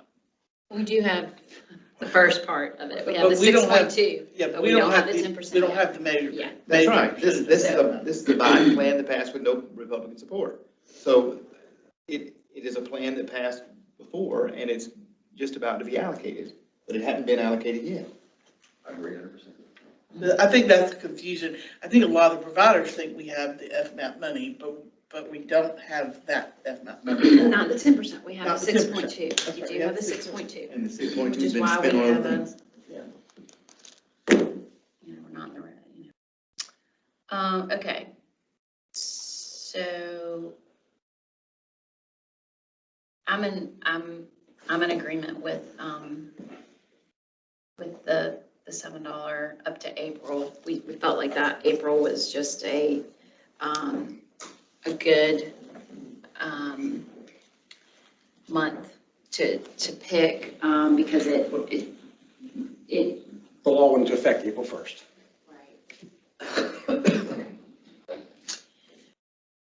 We're voting on 1, 2, and 3 as was read. All right, the motion was on the floor. Eddie, would you withdraw your motion and let's start this whole thing over? I withdraw, make a motion, withdraw my motion. Thank you, sir. All right, Commissioner Blackwood, would you state the motion? Okay, so, should I do, okay, I'll just look them together. So I make a motion that the agency use, the percent of, full-time employees, FTEs, as the allocation method for budget items number 1 and 2, for the 10% FMAP to establish one allocation method to simplify communication and budget execution. In addition, pay the $7 unit add-on for the home day services retroactive to April 2021. That's my motion. Upon CMS approval. Upon, Barry got me. The very caveat. Yes. He burned into my forehead. amend that motion to say upon CMS approval. Okay, now, is there a second to that motion? Second. All right, we have a motion and a second. Now we discuss what she's just proposed. That's one thing y'all messed up on, just so you'll know in the future. We're supposed to have a motion and a second before we have discussion on a matter. But that's okay, we did it anyway, but if there's any further discussion, we do it now.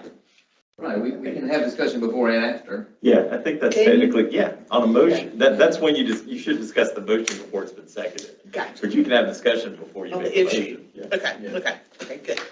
All right, so is there discussion on the motion? Hearing none, let's move forward. All in favor, please signify by saying aye. Aye.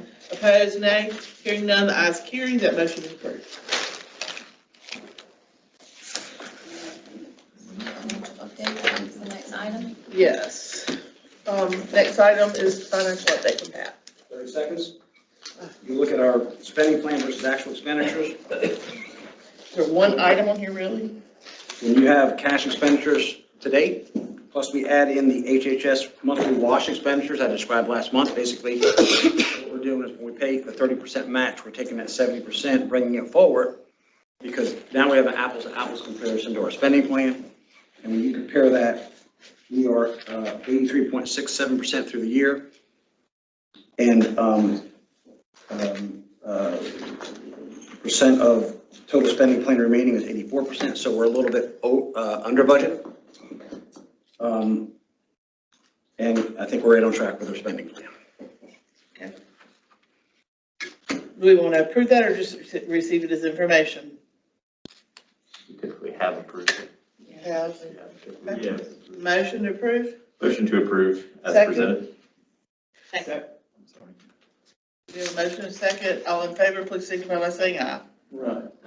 Opposed? Hearing none, ayes carry, that motion is approved. Correct, it was Gary that made the motion and Robin that seconded. That is correct. All right, the financial update. Pat, anything else? That's it, he's done. That's all? I use my limit. Are you finished? Thank you, Pat. We appreciate you. All right, is there any further business that we need to discuss today? I'll make a motion to adjourn. Second. Motion second, we are adjourned. Please note the time is 1:30.